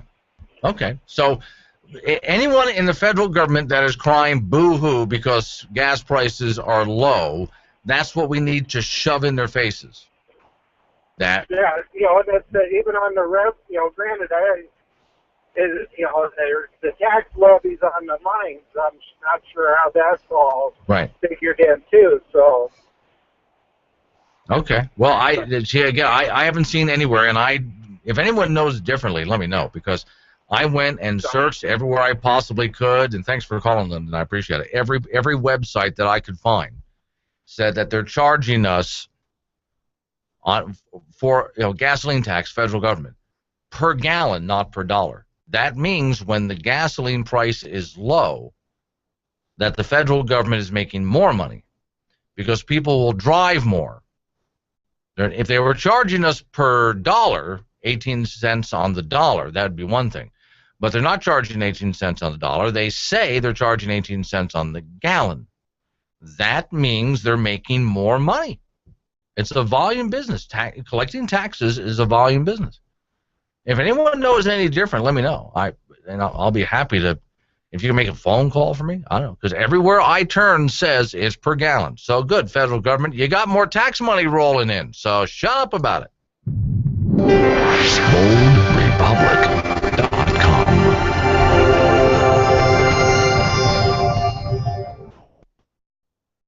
So over in that corner, we have three guys talking about Bigfoot. Over there, they're talking about the game that's on the TV above their heads. That table, I've lost track of what they were talking about a long time ago, but the conversation keeps getting louder. Then someone puts their favorite song in the jukebox, and here comes that guy who thinks he can dance, but he can't dance, but he thinks he can. Nobody really cares that he can. In a moment, I'm going to walk over to their giant humidor and pick out a nice stogie. They have great cigars in a huge humidor. Pat's Liquor, where if you haven't made friends, then you haven't been there more than 2 minutes. Give it another minute and make some friends at Pat's Liquor. 600 South Douglas Highway, Gillette, Wyoming, right next to Wells Fargo Bank. Happy hour, 4:30 till 7. Hello, Americans. Rod here with My Made in America store here in Gillette, Wyoming, where you know it's made right here in the USA. Check out our new line of t-shirts and hoodies, 1776 Industries. New long sleeve FR t-shirts are in. We have over 700 old-time tin signs and thermometers, stickers, patches, vinyls, temporary tattoos, cookbooks, mixes for dips, soups, sauces, no-bake cakes, scented candles, the largest selection of American-made cast iron cookware in the county. Don't forget your veterans, God bless America, and buy American. It matters. MyMadeInAmericaStore.com. Valentine's Day is February 14th, and that's just around the corner. This is Bruce at Marshall Jewelry here in Gillette, and we have a special Valentine's package for only $99. It comes with a gold or enamel rose, a box of chocolates, and a strand of pearls. We have over a dozen colors of roses to choose from. Pearl strands are both white and multicolor. The chocolates are from the Rocky Mountain Chocolate Factory. This is the perfect Valentine's package. 15 months interest-free financing is available with approved credit. Marshall Jewelry, where she'll love it guaranteed. Gas-powered, diesel-powered, but have you ever considered driving a coal-powered car? Yes, overpriced, heavily subsidized. Electric cars are available now. I'm sure they'll take all night to charge, and they don't get anywhere near the mileage a gas-powered vehicle gets. And those toxic batteries made from rare earth minerals, well, but by driving an all-electric car, you're supporting one of America's most important industries. Coal. That's because coal is used to generate 49% of America's electricity. Petroleum and nuclear produce most of the rest. Hydroelectric only produces 7%. Those so-called renewable energies, which take more mining for rare earth minerals, leaves toxic chemicals as a byproduct and toxic batteries. And let's not forget those wind turbines, killing about an estimated 500,000 birds a year in North America alone. Well, they only produce about 2% of America's energy. That's why we encourage you to start driving coal today. The coal is plentiful and cheap, and by driving a coal-powered car, you'll be helping to fight the Obama administration's war on coal. So go on, buy an electric car, support a great American industry, and drive coal. Everything Glenn talks about is on his website, and that website is updated daily to keep you informed and scared. BoldRepublic.com. Back to Glenn Woods.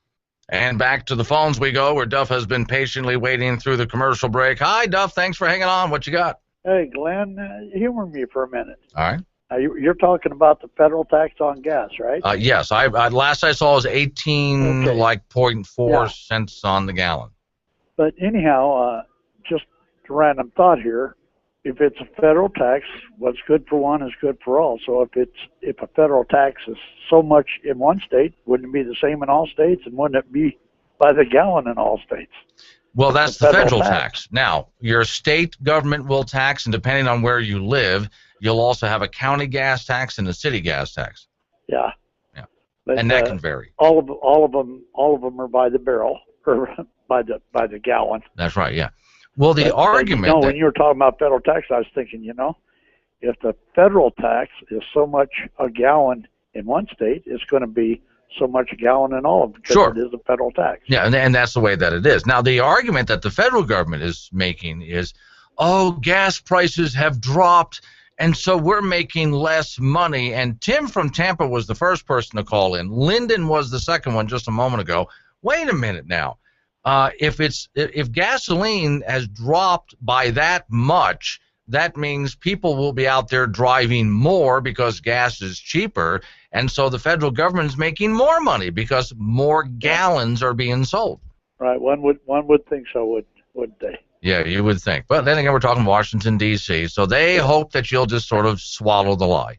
The other thing that I wanted to point out to you that you didn't want to hear is I noticed yesterday gas jumped, or day before yesterday, gas jumped up to $53, or oil jumped up to $53 a barrel.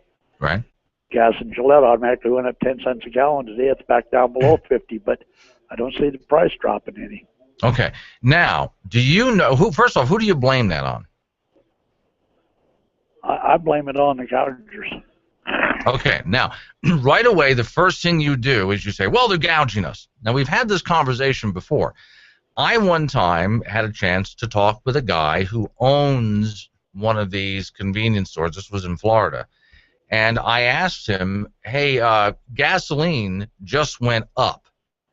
So why, as far as, the barrel of oil, why did your price go up immediately? And his answer was, because I have to use what I'm selling in this tank here to my customers, I have to use that to buy the next tank. Well, the price for the next tank just went up.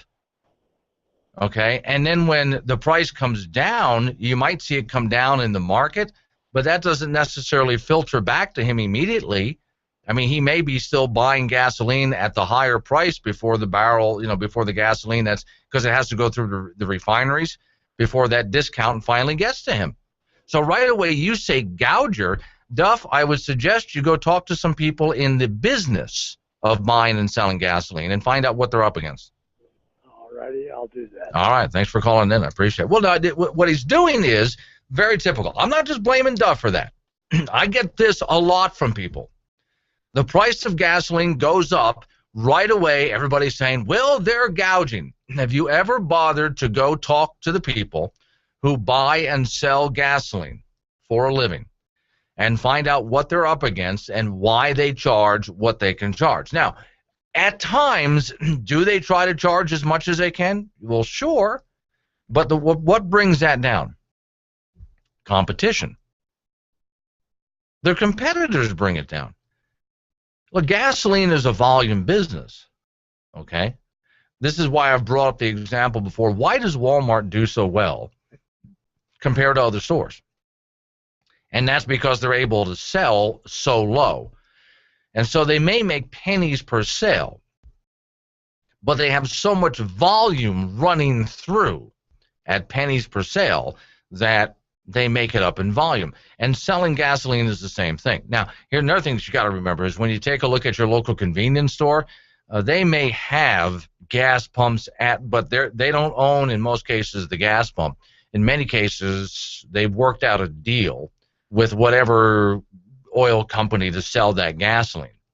The convenience store itself really doesn't make much. In fact, sometimes they even operate at a bit of a loss to sell you gasoline. The oil company will make some money. The government definitely will make some money. The government actually makes more money off of a gallon of gasoline than the oil company does. Who makes the least, or sometimes even sells it at a loss? Your local convenience store. So why do they do it then? Well, the gas pumps are the anchor to get you into the store. They want you to stop and fill up, and while you're there, you go into the store and you buy stuff. And that's how they actually make money. If your default position is, well, gasoline prices jumped, therefore someone's gouging because they're dishonest, I'd suggest that you do a little bit of research. The best way to do it is go talk to someone who actually buys and sells this stuff for a living and find out what they're up against. You'd be amazed how much goes into deciding what the price of a gallon of gasoline is going to be at the pump. From regulations, city, county, state, federal regulations, international prices, local prices, on and on and on the list goes. Even just local economy.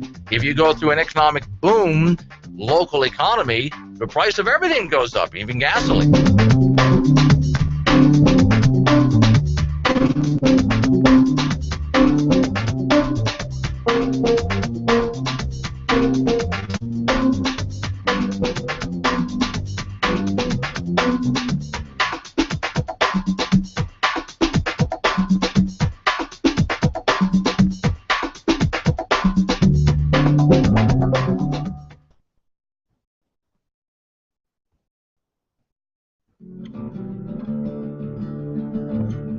My name is Wendy Hutchinson. I'm the Regulatory Affairs Manager for Thunder Basin Coal Company, which is a subsidiary of Arch Coal.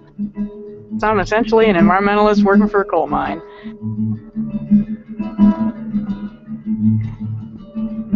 You know, it's my job to make people aware of what they can do environmentally to help the company as a whole perform better. You go ahead and flag that, sir.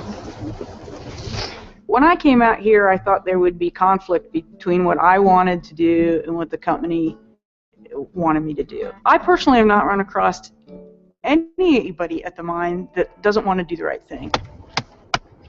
So everything, you can sweep around this whole panorama here, and all the way around that you see is all reclaimed mine land. Our goal is to make sure that that land can be used for the same things it was used before we mined it. And in our case, in this particular area, we're using it for ranching and for wildlife habitat. And when we're done, we want that land to be better for that use. This land was used by wildlife, and it was used by some ranching family to make a living. And it's that use that we're trying to restore, and we're trying to make sure this comes back to equal or better usage, you know, the capability for that usage when it's done. Production off of the reclaimed land is 2 to 3 times greater than the production off the land that has not been mined. Especially on the restoration side of things, we use very sophisticated computer models to analyze what materials we have to work with. To me, that's what's important here. Someday, we want someone standing here just like us, looking out over this piece of property, feeling good about themselves and good about this piece of property and what good condition it's in, that they're, you know, making a living. They're ranching on it, they're raising their family, they're getting on their horse, they're riding across these hills and taking and feeling good about what they're doing. Yeah.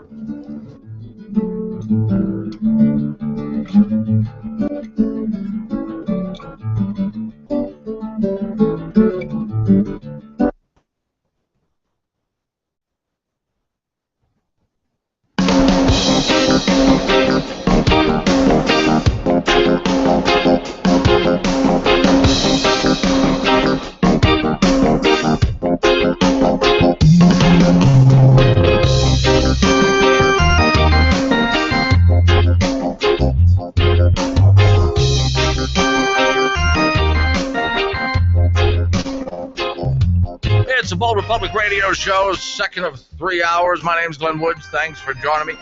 You can do what the last couple of callers did, which is change the subject on me, because it's open phones right now. Phone number to get involved in the action, 307-363-4093.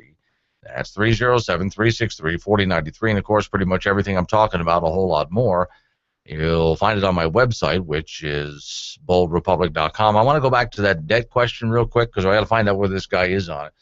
And a little bit more about the people jailed for owing money. The question was put to someone from the Obama administration by a congresswoman. Question is really simple. Well, I'll let her ask it, and let's see if this guy can answer the question. Do you support balancing the budget within 10 years? We support making sure we meet the most important tests of fiscal sustainability. The question is, do you support balancing the budget within 10 years, yes or no? Again, we think the most important test for a budget is, does it meet? I will take that as a no. Let me ask you this. Do you think President Clinton made a mistake in working with congressional Republicans to balance the budget? I think what we're proposing in this budget is that we work on a bipartisan way. Okay, we'll check in with him today, and I guess tomorrow I'm going to keep checking in, see if he ever gets around to answering the question. Notice I'm not holding my breath. Okay, Al Sharpton. Now I really want to know why he's not in jail. Now, it could be in this particular case because Al Sharpton knows the President of the United States very well and has made numerous trips to the White House to consult with the President. So maybe that might be one of the reasons why. But Al Sharpton owes millions in taxes. Millions. Well, let's continue the list of people who owe a lot less than Al Sharpton, but are not in jail. Pete Rose, I just mentioned him. He owed $354,968. He went to jail. Okay. Richard Hatch, $1 million. 2006, this Survivor reality star, convicted of tax evasion and tax fraud for failing to pay taxes on his $1 million plus Survivor winnings. Hatch was sentenced to 51 months in federal prison. He served just over 3 years, and for his release in 2009, Hatch was then ordered to refile his 2000-2001 tax returns, but did not do so. He was eventually ordered back to jail 2011 to serve 9 months and left jail on supervised release. By that time, together, penalty and interest, he owed about $2 million in back taxes. Well, good thing you won that $1 million. I bet you were so happy when you won the $1 million, you thought, wow, I'm set for the rest of my life. I have $1 million. You might go back to jail again and you owe $2 million. But so he went to jail. Al Sharpton owes more than that. Al Sharpton's not in jail. You got to ask why. Leona Helmsley, $1.7 million. 1992, federal judge sentenced Leona Helmsley to 4 years in prison. For an initial 16-year sentence was reduced on appeal. After her tax evasion conviction, the billionaire real estate heiress was charged with avoiding $1.2 million in taxes after claiming $2.6 million in ineligible business expenses. Okay, so she also had to do 750 hours of community service. She owes less money than Al Sharpton. She went to jail. Al Sharpton is still free. All right, let's see. Lauren Hill, $1.8 million, which is still less than what Al Sharpton owes. Al Sharpton owes over $4 million. In 2012, Hill pleaded guilty to 3 counts of failure to file tax returns on $1.8 million in earnings between 2005 and 2007. She went to jail. See, Ron Isley. Oh, now we're getting closer to what Al Sharpton owed. See, Al Sharpton, again, owes over $4 million. Ron Isley owed $3.1 million. He went to jail. 2006, lead singer of the Isley Brothers. Remember who's that lady? Was found guilty on 5 counts of tax evasions, 1 count of willful failure to pay taxes. Okay, went to jail. You know what gets me is we go all the way back to the beginning of this list here. The first one on the list, Chuck Berry, owed $200,000. Chuck Berry went to jail for $200,000. Al Sharpton owes over $4 million. Al Sharpton is not facing any jail time. Let me go back again, and you have to ask the question, why not? Close ties with the president, perhaps? Again, he consults with the president. I don't, well, we know why. I was about to say, I have no idea why this president would be interested in anything that Al Sharpton ever had to say, but we know why. They're both from the same club. Really. No, they're both from the same hardcore leftist, same beliefs. I mean, if Al Sharpton was ever sick, Barack Obama could fill in for him, and they would basically be saying the same thing. So they're from the same liberal club. And so that's why they won't go to jail for tax evasion. Oh, by the way, and I'll have to give credit where credit is due, Dan once again sent this to me. So after the Super Bowl, Tom Brady faces an IRS bill of $60,500. So again, you think, hey, I'd love to go and win the Super Bowl, but you really want to do that? Because you win something like that, you owe how much money? All right, let's go back to this hearing where a representative, a Republican, is asking someone from the Obama administration a simple question: do you support balancing the budget? Just a balanced budget. Let's see if he can get around to answering the question. Then we'll get to the third hour of the program right after the news. I will take that as a no. Let me ask you this. Do you think President Clinton made a mistake in working with congressional Republicans to balance the budget? I think what we're proposing in this budget is that we work on a bipartisan way to build on the recent success we've had in Murray Ryan, to increase discretionary spending, but more than fully offset it, as our budget does, with reductions on the mandatory side and with revenues. But it doesn't come into balance. Again. Hey, Vsauce! Michael here. Love and war are exactly alike. It is lawful to use tricks and sleights to obtain a desired end. But is all fair in love and war? That's a good question. Let's pencil it in for, well, this episode. Of course, pencil is not permanent. It can be erased. It's not like whatever I write down is being chiseled into granite. But pencil lead is made out of carbon atoms organized into a structure called graphite, a non-metallic mineral with some metallic properties found naturally in rocks, which means things written in pencil, though erasable, are still technically written in stone. In video games, if the bad guys really wanted to stop you, why do they walk around in such predictable patterns? Wouldn't their chances be better if they just came right at you? There's a great name for this logic: mook chivalry. It's as if there's a sort of unwritten Geneva Convention that applies to fictional baddies that respects not reality or what would make sense, but instead the higher purpose of fun and a good story. But in real life, we aren't that much different from the mooks. We construct voluntary obstacles in the way of even honorable goals like truth, justice, or right over wrong. Not all is fair in love and war, and it's the exceptions that make us who we are. Torturing your enemies to get information from them, to demoralize them, or just for fun, has been a might is right part of war since war began.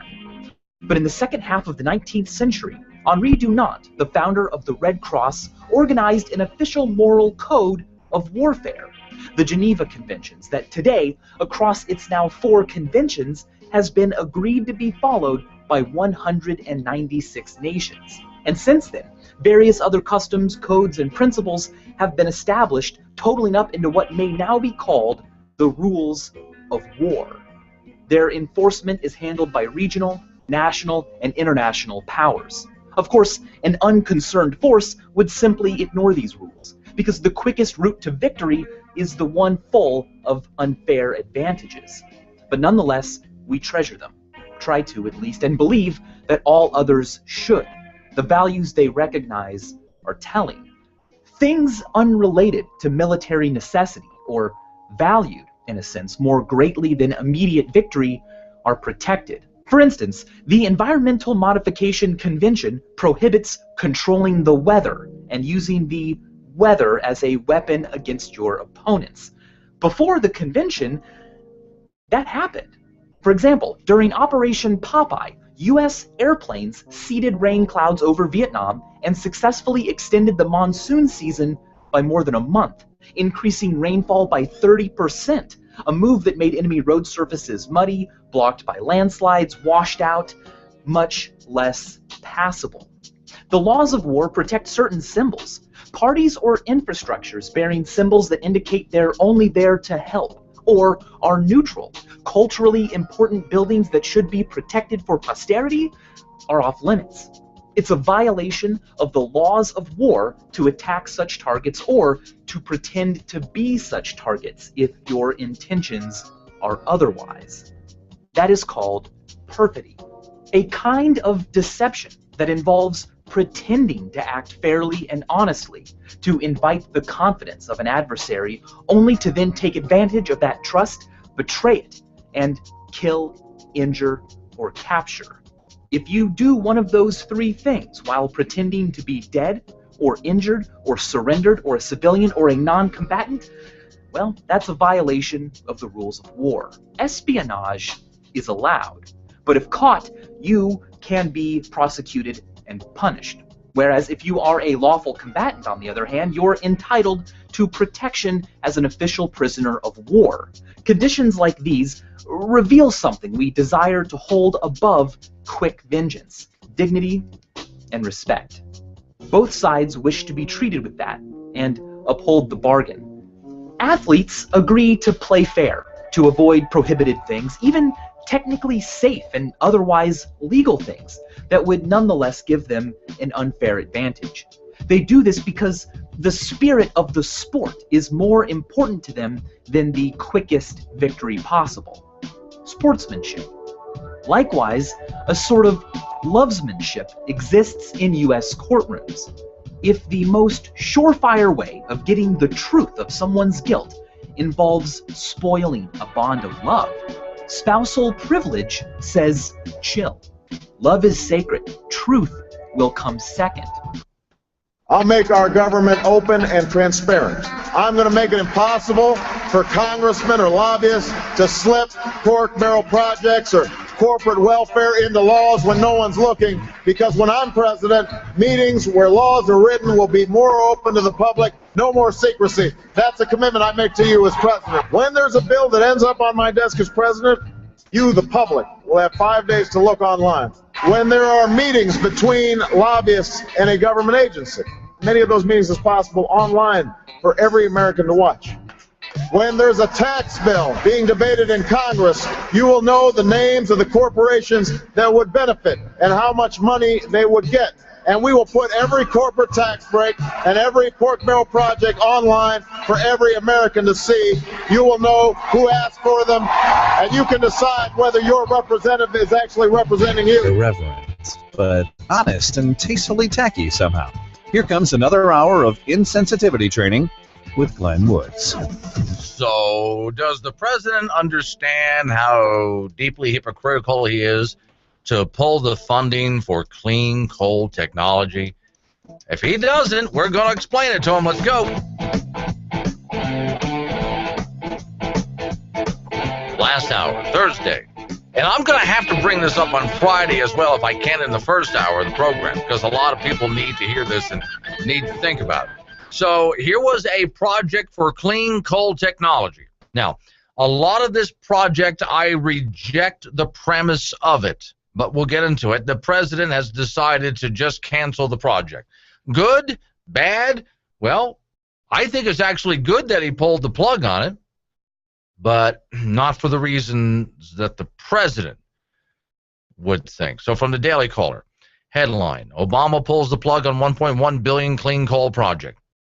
The Obama administration is pulling the plug on a stimulus-backed clean coal power plant, Central Illinois, that was supposed to play a key support for the role for a proposed regulation to mandate carbon capture technology for coal plants. Let me hold right there.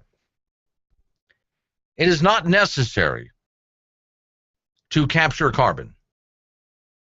Now, of course, by carbon, they mean CO2, which contains the carbon molecule. It's not necessary to capture it. In fact, pumping CO2 into the atmosphere, you've got to read a book. You can find it at your bookstore online. I've got it on my Kindle. The Moral Case for Fossil Fuels. Trust me. No, trust me. It's a lot of science in this book. Trust me. It is a good thing that we're pumping CO2 into the atmosphere. What inhales CO2? That's right. Plants inhale it. They take the carbon molecule, and what do? They either add on to themselves, becoming bigger and greener, or they make more plants by dropping seeds and so on. So it's good if you want a green planet to have a planet where there's a lot of CO2 in the air. In fact, I've told you this before, there's a scientist, you can watch this online. There's a scientist who took several greenhouses. The first greenhouse was just the air blowing through naturally as it is. All the other greenhouses had different levels of extra CO2 being pumped into it. And by the way, you can get online and buy a CO2 emitter for your greenhouse, which it's like a fertilizer in the air. And this scientist showed the more CO2 in the air, the bigger the plants get, the greener they get, the more little baby plants they produce. So the idea that, oh, we need to capture CO2 and we need to capture and put it into ground and keep it out of the atmosphere, just absolute junk science. What kills me is even here in the state of Wyoming, which is supposed to be a conservative state, the so-called conservative governor is trying to do the same thing. It's junk science. Leave it alone. By the way, a lot of CO2 is already captured. When's the last time you drank a carbonated beverage like a soda? All right, well, you know where that CO2 comes from? A lot of that CO2 is actually captured from power plants. They capture this. I'm not kidding. Look it up. They capture the CO2. They sell it to the soda industry, and they pump that CO2 into the soda. So when you are drinking a soda and you belch, you are belching global warming. All right, let's go back to the story. The Energy Department announced it was pulling funding for future Gen 2.0 power plant after awarding the project developers $1.1 billion. I wonder if we get that money back as part of the 2009 stimulus package. See, most of the awarded funds have never been spent, so I hope we get that back. Quoting here, in order to best protect the taxpayers' interests, the Department of Energy has initiated a structured closeout of the federal support for the project that will help maximize the value of the investments to date while minimizing ongoing risks to future costs. What the hell does that mean? Does that mean we're getting our money back? Sounds like we're supposed to be getting our money back. Why don't you just say, hey, any money they didn't spend, we're getting it back? Can't you just say that? You can't. Now, I do know, DJ, yes, CO2 is used in gas and oil recovery. I do know that. But there's a difference. And I remember one time, DJ, I had, at the time, Wyoming Speaker of the House for the Wyoming legislator, Tom Lubnow, in the studio. And we debated, because I've been ranting on about the state getting into carbon sequestration. And he brought all these booklets and stacks of statistics and so on about using CO2 to recover more oil. And I said, you don't seem to understand, Mr. Lubnow, that's not what I'm talking about. I'm talking about the plans to simply pump CO2 underground to store it just to keep it out of the atmosphere because, you know, global warming. That's what I have a problem with. Now, what I also have a problem with is to use CO2 to get more oil out of the ground or gas out of the ground, whatever you're going to use it for. Hey, I'm all for that. But the government should not be, our state government here in Wyoming, the federal government should not be spending money on projects like this. Leave it up to the utility companies. Leave it up to private industry. They're the ones who develop the technique. They'll do it. They don't need any public money to get this done. But okay, the Department of Energy's dismantling of the project, huge blow to the Obama administration's climate agenda. Let me stop again. See, I was under the impression that we were at a dire tipping point. Even during the State of the Union address, look, we're at a tipping point, folks. Hey, Miami is sinking every high tide. Why? They're drowning in Miami. Florida will be underwater soon. This nor'easter that recently hit the New England states, I mean, this is proof positive, folks. The climate's changing. It's all our fault. Dogs and cats sleeping together. For Pete's sakes, folks, we got to do something here. So why are you canceling this project then? I thought it was that important. To me, I look at the savings of $1.1 billion and another useless carbon sequestration project ended. Good. Can we do that for my the home state here in Wyoming? But let's go back to the president. Look, I don't believe these people. Here's why I don't believe Al Gore, the president, Leonardo DiCaprio, people like them. Because all the three of the people that I just mentioned tell you about how dire climate change is. And after they lecture us, they get back in their limousines, which certainly use a lot of gasoline, and they drive to the airport where they get into their private jet. Ooh, that's a lot of CO2. And then they fly to their big homes, and they tend to own multiple homes, which use up a lot of energy. Oh, when they land at the airport, they get in their big SUVs and limos again. This is the lifestyle that they live, but they lecture us about a carbon footprint. Then they cancel a program like this. So I can't take these people seriously when it comes to the dire situation of climate change. Sorry, guys, don't believe you. You're not living the lifestyle. Department of Energy's, the story reads, dismantling of the project, huge blow to the Obama administration's climate agenda, mainly because Future Gen's failure undermines pending laws mandating coal plants use carbon capture storage technology. The Obama administration hoping to use Future Gen to show that carbon capture and sequestration was commercially viable, a point that the coal industry has been contesting. Hey, guess what? Even the government had to pull out of the project. Why did the government pull out of the project? Because it wasn't commercially viable. They're losing money on this project. But all right, let's continue on with the story here. Quote, the Obama administration is engaging in misleading double talk about clean coal technology. Although the administration leaned heavily on Future Gen technologies to justify its flawed new source performance standards rule, according to Laura Sheehan, spokeswoman for the American Coalition for Clean Coal Electricity. She says President Obama now cut the project off altogether, demonstrating his hypocrisy toward the American people and his bias against clean coal technologies. Future Gen 2.0. The project started in 2003 under former President George W. Bush. Has a public-private partnership to develop carbon capture and sequestration. The project was heavily sponsored by federal lawmakers, including then-Senator Obama in 2006, but the project hit major hurdles and was again restarted under President Obama with the stimulus funds. So even way back when Bush was doing this and Obama was just a senator, they were losing money on the project. Thank God the stimulus money came along. We were able to restart the program. Still operating at a loss, no goals achieved. We'll have to cancel it. Screw the planet, I guess. Well, no, I guess this means just screw the planet. All of that CO2 is just going to get dumped into the air. Well, at this point, what difference could it possibly make? Under Obama, the clean coal plant was meant to justify the 2013 Environmental Protection Agency rule that limits the amount of CO2 emissions that can be emitted by new coal-fired power plants.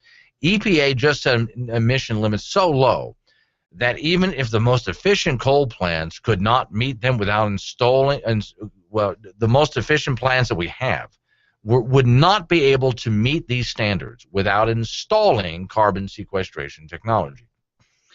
Power companies, however, argued that carbon sequestration is unproven. No commercial-scale power plant uses it, and only carbon sequestration projects in existence aren't producing commercial power and are backed by the federal government. Now, Canada, I heard, recently tried to open up a project like this. Wow, is that expensive? And I wonder if it's just going to completely bankrupt the power plant, but we'll see. Let's sit back and watch what happens. Carbon sequestration technology is supposed to trap a certain percentage of the CO2 emissions from a power plant burning coal and natural gas. Republican lawmakers and coal industry has said the EPA's sequestration mandate violates the Environmental Protection Agency Act of 2005, which prohibits the government from mandating technologies that are not federally subsidized. That's another thing. They have to, here's the next part. Your EPA is mandating technologies that haven't yet been invented. Imagine that. You are required to do the following by the following date, but the technology doesn't exist. That doesn't matter. And I'm trying to remember what the fuel was. There was something that the EPA said. There was a theoretical fuel. I'm forgetting the name of it. And the EPA said that fuel, if developed, is a great idea, and so we want the following industries to start using this fuel by the time it's developed. Well, when that date came and went, the fuel had never been invented. The EPA then tried to fine these corporations for not using this fuel, which had not been invented yet. Of course, they went to court and won against the EPA. But these are the kind of environmental nutballs and hypocrites that we're dealing with. Glenn Woods, BoldRepublic.com. Are you looking for employment in the energy industry? True Companies are hiring. The True Companies consists of several companies in the oil, gas, transportation, and agricultural business. Black Hills Trucking is currently hiring mechanics in Gillette and Casper, Wyoming. Belfouche Pipeline Company is currently hiring gaugers in Gillette, Wyoming, and North Dakota areas. Roustabouts in Wyoming and pipeline controllers in Casper, Wyoming. These are full-time positions with competitive salary, 100% funded profit-sharing plan, vacation, life insurance, family health, tuition, reimbursement, 401k, employer match, safety awards, and incentives. Must be able to pass an employment drug screening. You can view all current positions at truecosts.com. That's TRUECOS.com. True Companies are an affirmative action, equal opportunity employer. Howdy, folks. Do you like good olive oil but can't find what you're looking for because it has 3 or 4 different countries of origin? Swede from Swede Specialties has 100% USA grown and pressed olive oil available for you. We even have flavor-infused olive oils like garlic, basil, and many more. Check out my website, swedespecialties.com, or give me a call, 307-686-0588, and enjoy. Wyoming citizens, I come to call your attention to a matter of utmost importance and urgency that will affect each of us. Governor Meade, in backroom meetings, has been working for years, as he describes, to implement a refugee resettlement program in Wyoming. Meade has contacted the U.S. government to formalize a public-private partnership. My point is, were you asked your opinion or support of this partnership? Meade didn't even discuss the issue with our legislature. This program introduces incompatible cultures within our own. Many refugees in other American communities don't accept any aspect of U.S. culture, values, or laws. Do you want Meade, like President Obama, taking hard-earned tax dollars designated for our citizens to pay for a refugee resettlement program? We cannot allow recent outbreaks of disease and threat of lone wolf terrorism to jeopardize the safety of our families. I am Wyoming proud and want to assure we all are, today and for our future generations. Will you please help me? Paid for by Citizens Protecting Wyoming.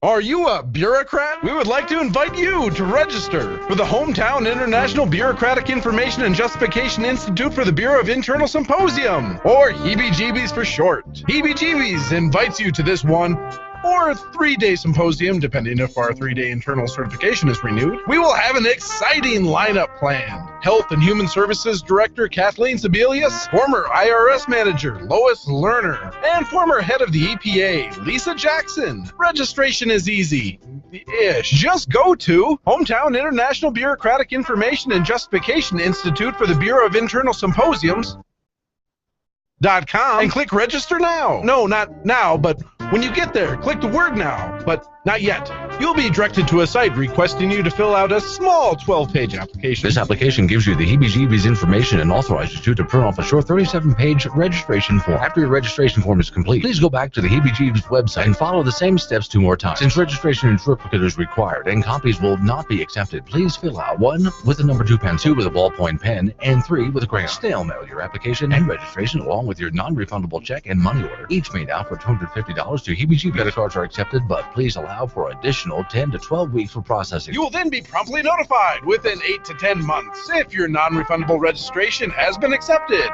Don't delay. Get the heebie-jeebies today.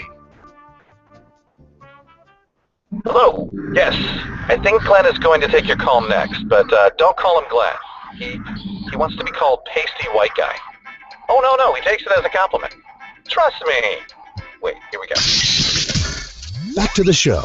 Back to Glenn Woods. It is so funny to listen to how the White House reacts when you say, do you know that what you just passed here is about to harm millions of Americans and they have to live in complete denial of it? But even though we know the real truth, here's what I'm talking about. FreedomWorks, which last hour, you heard me talking to Jason Pye. First hour, you heard me talking to Jason Pye, who's with FreedomWorks. That's a website worth checking out. Yeah, it's mostly young folks working there in their 20s and so on. But, man, they turn out some really good work. FreedomWorks, headline, the White House apparently doesn't realize that millions of Americans will be hit by the individual mandate. Now, this is also written by Jason, who was on first hour of the program. He writes, the White House isn't up to speed on the number of American households that will be forced to pay a punitive tax because they don't have health insurance or didn't get health insurance coverage last year. During a White House press briefing Tuesday, Press Secretary Josh Earnest, seriously, just kidding, was asked about the millions of Americans who will be facing a looming tax bill because of Obamacare. Earnest quickly tried to downplay the negative tax implications in Obamacare, suggesting that to the reporters that his numbers were wrong, repeating the propaganda of the law. Here's the propaganda, quote, "I don't think it's accurate to suggest that millions of people are going to get a tax bill as a result of this. The fact is millions of people all across the country have gotten a tax break because that has made their health care more affordable or their health insurance more affordable. Now, that's a benefit of the Affordable Care Act," said Josh Earnest. "The vast majority of Americans, more than 3/4 of Americans, are now going to have a box to check on their taxes to confirm that they have health insurance." Now, what he doesn't get into is, of course, for these people, the cost of their health care has skyrocketed, not gone down. But he's also not addressing an entirely different group here. What about the people who they were kicked off their insurance and they can't afford to get back on insurance? So the reporter, again, asked about the administration's plans to help tens of millions who will have to pay because they can't afford they were kicked off of their insurance, they can't afford to get back on. Earnest didn't try to spin this time. He suggests the number didn't exist. So in other words, when you can't spin, you lie. And that's why his name is Josh Earnest. He's living up to his name. Quote, I don't know what statistic you're citing when it comes to tens of millions. I don't think that's accurate at all. The thing is, it's entirely accurate. President Obama's own Treasury Department acknowledged last week that up to 6 million households will pay the tax, which for 2014 is 1% of gross household incomes, or $95, whichever is greater. Of course, the government's going to go for whichever is greater. Another headache that is coming to consumers who purchase covers through Obamacare and receive subsidies for which they weren't eligible is, well, if you receive too much in subsidies, you're going to have to pay that back. So this is going to be a mess for people to figure out. Keep in mind, the Treasury Department announcement was covered by prominent news outlets, including Wall Street Journal, New York Times, and that controversial individual mandate is one of the centerpieces of Obamacare. Now, the challenges that the subsidies will cause for many filing taxes this tax season has been a topic on Capitol Hill, but not in the irrelevant press. Your major irrelevant press is ignoring what just happened in that press briefing. So, Mr. Earnest here has either, my name is Glenn Woods, but if I write it officially somewhere, you put your surname first, it would be Woods Glenn, when you have to put your surname first. His name would be Ernest Josh. But okay, so Mr. Earnest was either purposely trying to deceive reporters, which is basically the nature of the role of the White House, or hasn't been keeping tabs on what the administration is doing. Either way, it doesn't matter to me. Actually, I have to say, I think it's probably a little bit of both. I think he's, on the one hand, he knows some of this. On the other hand, he doesn't believe some of this. So he's just trying to do the best he can to lie his way through. Americans know the difference, though. The Americans who are feeling this know the difference. And that's why support for this law, I'm not big on polls, but if you actually were to look at polls, even Democrats don't like this law anymore. Oh, they loved it in theory, then they were hit with the bill. Then their insurance was canceled, and they couldn't afford to get more insurance under the healthcare exchanges, and now they're being fined. And so they've just had enough.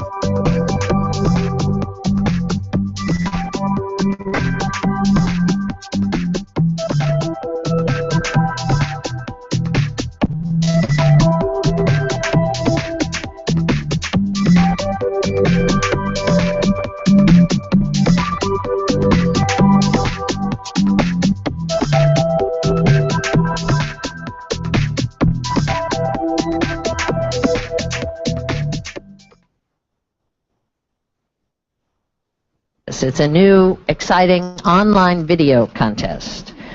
So we've got $30,000 in prizes.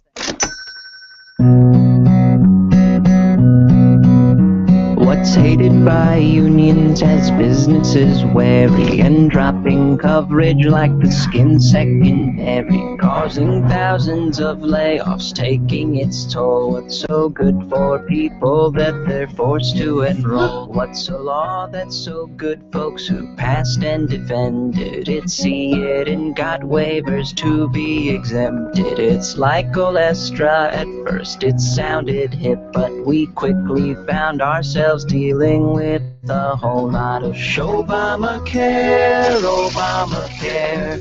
Unions and businesses both in despair. So to recap, young people, your hours get cut and your income goes down and your premiums up, and the taxes you pay with the cash you have left go to pay for a stupid video contest touting Obamacare, Obamacare.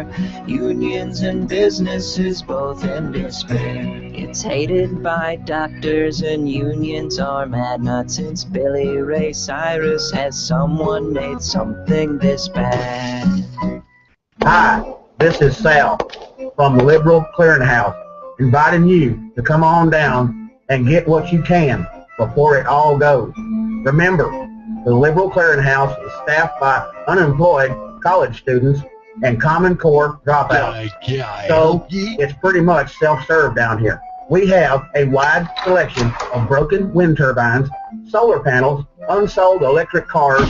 Get them before they catch on fire. For the internet junkies, we have special deals on government-produced internet viruses, surveillance software, and crashed websites. Everything must go. Are you an unemployed doctor or a patient that can't afford an unemployed doctor? We have them both. We have abandoned HUD homes, abandoned tenant houses, abandoned skyscrapers, abandoned cities like Detroit, and abandoned websites like Obamacare. Hurry, hurry, hurry. We are borrowing money from the grandkids tomorrow so that you can afford the subsidies to purchase today. So come see the Liberal Clearinghouse today before it winds up on the scrap heap of tomorrow. Thank you. Jenkins! Yes, sir, yes, sir. Jenkins, I'm not sure I like this new minimum wage thing.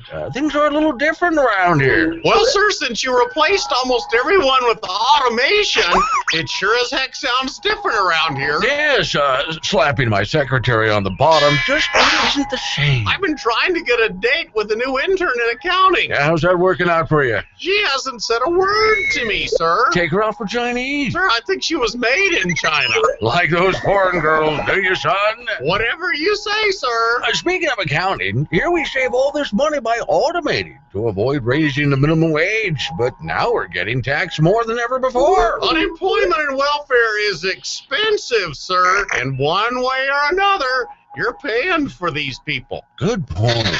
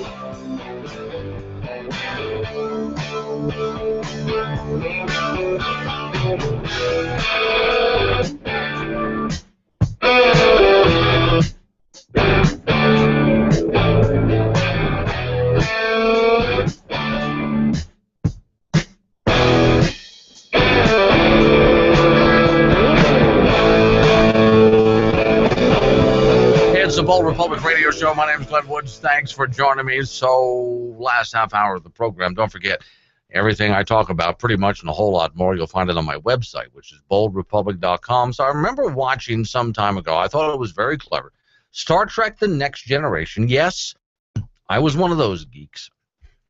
And they had a planet that they pulled up to where in order for them to have babies, 3 individuals had to get involved. So we're used to male-female. With them, though, there's a third. And the third tended to be an outcast. They looked down on the third part of the partner of this, which was really interesting because Commander Riker falls in love with one of those third parties there. So imagine a planet where they have more than 2 genders. I guess little did I know at the time that I was actually living on that planet. Or maybe I stepped into a transporter somewhere and now I'm on that planet. University recognizes third gender. See, now, how's this supposed to work? Okay, University of Vermont has recently moved to recognize a third gender neutral. All right, not sure what gender neutral is supposed to be. Now, I could understand, like when you neuter your dog, like the eunuchs of days of old, that would be gender neutral. Okay, but in this case, the New York Times follows the case of one gender, this is not my words, their words, genderqueer student by the name of Rocco Gielsman. Okay, the name alone is confusing me. How can you name a guy, you name a guy Rocco, I mean, that's obviously a dude from the Bronx or something like that, right? Okay, who asked that? We identify him as they, not he or she. But you're supposed to identify this person, Rocco, as they. Now, this goes right back to a university, I believe it was in New York, that is saying you are not allowed on the college campus, you're not allowed to say Mr. or Mrs. or sir or ma'am or anything like that because you're identifying somebody's gender. And what if they don't identify themselves as that gender? It may be illegal to say those things, which, of course, is absolutely positively absurd. Even the lawyers who wrote the law that they're trying to cite said that's not what we were talking about. But okay, now you can't say Mr., Mrs., sir, or ma'am, he or she. You have to refer to someone as they because they are gender neutral. This is all getting confused. I told you before. Let me say this again. I solved this problem. I'll mention it again for those who missed it the first time. Or the last 10 times I've said it. It's real simple. I want you to walk, I don't care what gender you identify as, he, she, or they, I don't care. I want you to walk into a men's room. I want you to stand in front of a urinal, facing it, just as if it was supposed to be used. Okay, now, does your plumbing work with that plumbing? If you answer yes, then you're in the right place. There you go. And now if you're confused about what your gender is, let's say for sake of argument that your plumbing works with that plumbing. I would like you to go back out to the door of the restroom, turn around and take a look at what does it say on that door. It says men. There, it's solved. Now, I didn't ask you who you prefer to roll under the sheets with. I'm not asking you that. I'm not asking you who you prefer to jump into the sack with. That's not my question. What are you? Well, there, the sign's on the door right there. See, to me, it's as simple as that. Well, in this case, the university has also agreed to use they and allow students to choose their new first names, regardless of whether the students have that name legally changed or not. And it records these details in the campus information system so that professors can access the correct terminology. So you don't offend somebody. As a professor, you got to go to the records and take a look at, so this young lady that I was talking to tends to, well, she wants to be referred to as a they, and she has changed her name to whatever. All right, it's real simple. If you find, I'm talking to the parents out there, okay, if your kid winds up in a school where they're doing this, oh, for the love of God, get the hell out of there. A&B Business, a leader in office technology in Gillette, Wyoming, is looking for a qualified sales consultant. The person we're looking for needs to have a desire to build relationships and solve problems. So if you're good at working with new businesses and building accounts, we can start you with an excellent existing customer base. A&B Business, offering full benefits including 401k, company car, comprehensive training, and paid vacations. The right person can plan on making a six-figure income with just a few years' experience. For more information, you can send your resume to greatcareers@abbusiness.com. greatcareers@abbusiness.com. Where will Wyoming be by the year 2100? Are we building a future for our children, or are we stealing it? Right now, government employees who expect a retirement check will find their pension fund broke in just 14 years. Wyoming's pension will go the way of pensions of Detroit and Illinois, which are already bankrupt. If we want Wyoming to still be a viable state at the next turn of the century, we can't let it go bankrupt. Wyoming needs to set the example and not saddle future generations with today's debt. Visit Wyoming2100.com for a few ideas on how we can avoid spending traps that are bankrupting so many other states. Wyoming2100.com. The long view, the right road. Hey, Frank, you're actually gonna fall for that hook, are you? I'm just so hungry, and the lure looks so good. Yeah, well, just look up through the ice hole at that guy. Yeah, he's got all the latest gear, doesn't he? He's so warm and comfortable, and the top window sportsman clothing, and fishing pole, and the best lures, nice comfortable chairs, coolers, warmers. He's got it all. I can't stand it. I'm gonna bite the hook. Are you seriously gonna fall for that? No, it's just that it has to be warmer up there above the ice than down here in the water. Yeah, and that frying pan he's got on the fire's a lot more. Rocky Mountain Discount Sports has everything that the ice fisherman needs for the winter. Lines and lures, rods and reels. Special outfits to keep you warm, tents to keep the wind away, and the right kind of lures for winter fishing. Rocky Mountain Discount Sports, 4706 South Douglas Highway in Gillette, Wyoming. Open Monday through Saturday, 8 till 9, Sunday 9 to 6. Every day, the government finds another way to take your hard-earned money. You feel maybe it isn't safe even in your IRA anymore? Worried that what happened in the island nation of Cyprus might happen here in America? Well, worry no more, because we've brought back an old idea, first developed back in the days of the Great Depression. It's the money mattress. Yes, the specially designed mattress with pockets inside so you can safely stuff your money and sleep on it. What good is interest from a bank if the government's just going to tax it away? Sure, the bank might protect you from this kind of a thief, but the bank can't protect you from the government thieves. Money in a mattress. Our specially designed mattress allows you to tuck away your money safely and comfortably, so you don't have to worry about sleeping on hard, lumpy pockets of cash. And for those people who want extra safety and security, it's the Mattress Vault. Store your money safely, sleep on it, and know that it's locked away. Yes, there's no better security guard than the guy who's sleeping on his own money. Keep what you've earned. Keep your money safe from greedy government thieves with the Money Mattress and the all-new Mattress Vault. On sale now. All right, I think I got this. He makes it his business to know the government's business and how they're all up in your business so you can go about your business. Oh, where was I going with this? Kind of lost track. Anywho, Glenn is back on the air now. Yep, there he is. Yep, there he is, Bold Republic for a Thursday afternoon. Now remember, Friday is house cleaning all day long, which means it'll be open phones all day long. I was checking my messages while you guys were listening to those fine commercial sponsors. I came across this one. This is hysterical. From Nick DeLotte, owner of Campbell County Observer, just posted this.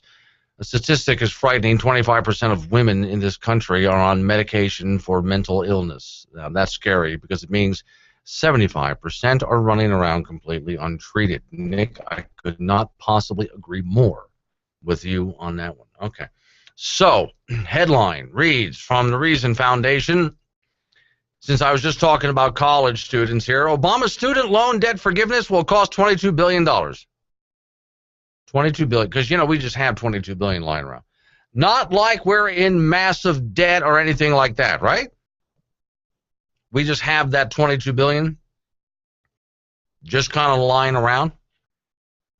Okay, well, this is what the president wants to do with these college loans and just forgive them. Oh, by the way, well, we can get into his whole free college thing, but here's the story. President Obama's student loan debt forgiveness policies will add a whopping $21.8 billion to the national debt, according to figures in the latest budget proposal, and thanks to the magic government accounting, this shortfall is automatic. Congress can't really do anything about it. Interesting.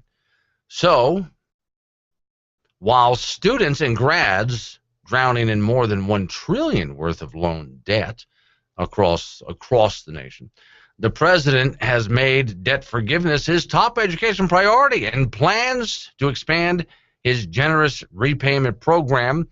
More and more borrowers will be able to enroll in plans that require them to pay only 10% of their income each month for 20 years, fewer if they work for the government. Let me do that again. Fewer if you work for the government. So you get special privileges if you become part of the party. Like socialism there. Are you a party member? Oh, yeah, you join the party when you join government as an employee. So if that's the case, then you get special privileges. Certain laws you don't have to obey, certain loans you don't have to pay back. I think one of the most important things you can teach a young person and teach them early on, so you're going to borrow money to go to college. Is that right? You're going to borrow money to go to college? It's really simple. You are expected to pay back the money that you borrowed. You don't go borrowing money in this world without paying it back. You borrowed it, you pay it back. No, nobody's going to forgive you for it. No, you can't declare bankruptcy on it. You borrowed the money, you owe the money. Now, what still drives me crazy that it was this is something else the Republicans have to fix. When the president took over the whole student loan thing, because it used to be, if you wanted to borrow money for college, the government had a program set up, which it actually never should have, because we saw where that led. But you could go to a bank and borrow money. Banks can't do that anymore. It's all federalized. It's nationalized. It's socialized, in other words. So you have to go to a bank for all of that. How well is that going to work out? Now we're just going to forgive it all. So what does that teach future generations? You can go and borrow money, but you can only borrow money from the government. If you're going to pay it back, you only have to pay part of it back if you come and work for the government. But if you find yourself just really doing a lousy job at paying it back, don't worry, we'll forgive the whole thing. This is what the president is teaching future generations. This is the president who seriously does not understand the financial trouble we're in as a nation and what to do to get us out of that financial trouble. Lies about, well, I've reduced the deficit, lies about that, submits a budget that will do nothing but raise the deficit. I know that the budget's dead on arrival, but shows here, once again, we have a president who simply doesn't understand what money is all about, where it comes from, and how you can seriously bankrupt a country by just deciding you're going to spend like there's no tomorrow and forgive debts and just print more money. National Debt Clock Countdown for Thursday, February 5th, 2015. 18 trillion, 108 billion, 300 million, and counting.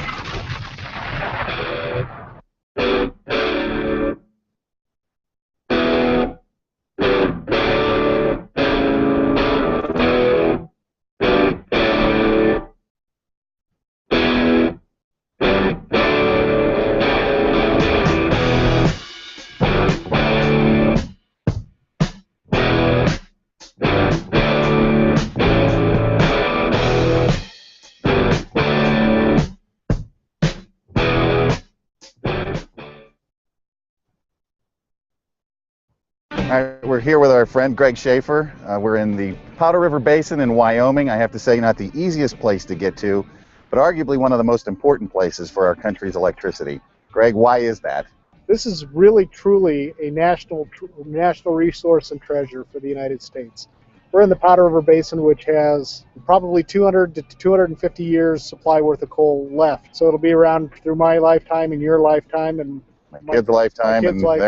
The basin itself is about 110 miles from north to south and about 70 miles from east to west, and it's all coal. It's all done on surface. All done on the surface. All right, Greg, you're getting ready to take us around. We want to see the world's largest drag line. You're going to love that. We want to see, does coal come out of the ground in little pieces or big chunks? We had a debate on the car on the way out here. So show us all that, and we also want to see any land that has been reclaimed. I'm assuming that you guys have a big reclamation project going on here. We want to see all of it. That's heavy. I don't care who you are, that's heavy. How much does this hold? This holds 160 cubic yards of material, which would be 260, maybe 280 tons at any one time. Now that's efficiency. All right, so we're watching them load up the trains here. Coal from this silo that goes in the trains that come through here, where does it go throughout this country? We ship coal out of this particular mine to 23 different states, ranging from the Midwest clear back into the eastern United States. And we're providing our economy throughout the United States with low-cost power. And our end product is going out the gate right here in this rail car. And it's being loaded on the railroad, and we'll take it clear across the United States to a power plant. And what do they produce? Low-cost electricity that helps fuel our economy. And then when you're done, you reclaim the land. It's lake behind us. We built it. You built it? We built it. This is part of our reclaim feature. And you can see behind the lake, that's all reclaimed land as well. But this wasn't always a lake, and this used to be coal and remined. So what we've already seen used to occur right here. Correct. We're proud of the fact that we provide electricity, low-cost electricity, for people throughout the Midwest and the eastern United States. But ultimately, we're going to be judged on how we leave the land behind. And I'm going to be proud to have my grandson come out and say, we used to mine this area right here. This is what we left for your generation. I'm pretty proud of this right here.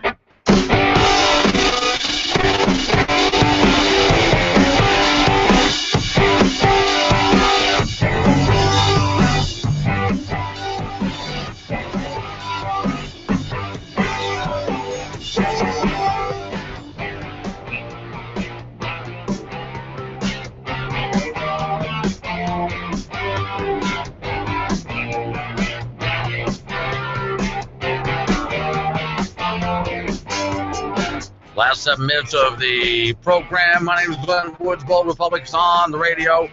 Tomorrow, again, open phones all day, and you can change the subject all you want all day, interrupting as much as you want to. So, okay, apparently Harry Reid has a brother. I did not know that. Apparently Harry Reid's brother was pulled over for drunk driving. Ooh, this is getting more interesting. Apparently, Harry Reid's brother got upset because the police officer wasn't letting him just stagger away. So Harry Reid's brother, yes, Harry Reid, that one from the Senate, that Harry Reid.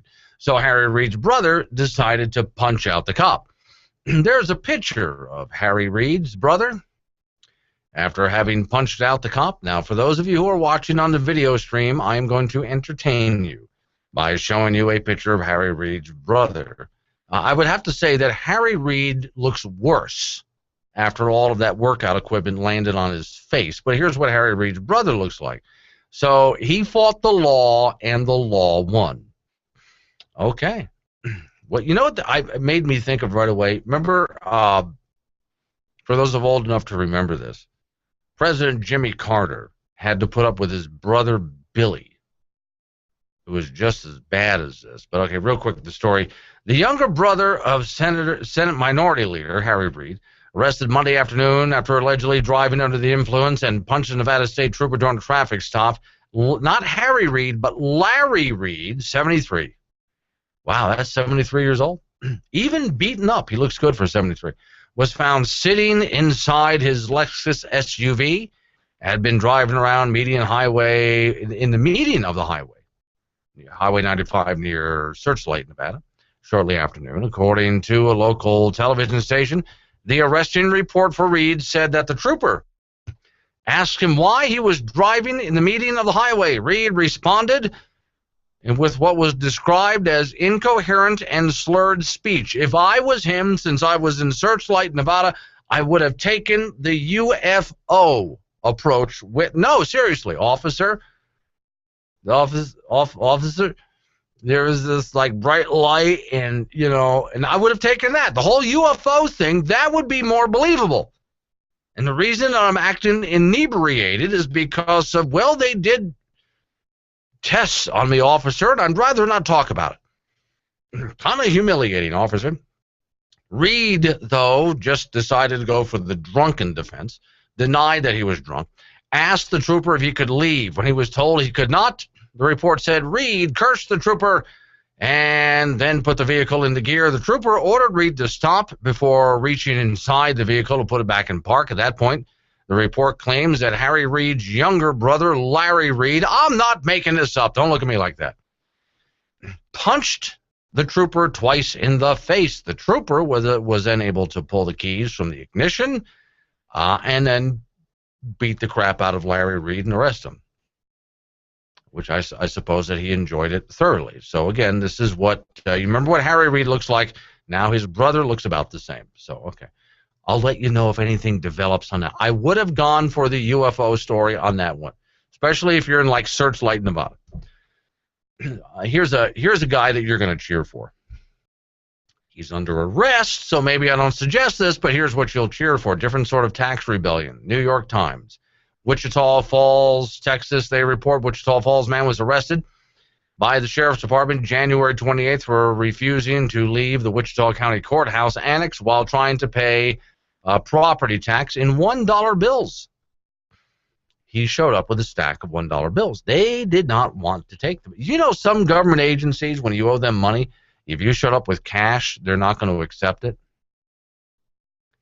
The deputy was at the annex, tells you where that is. We don't know where the address is. Tax assessor's office.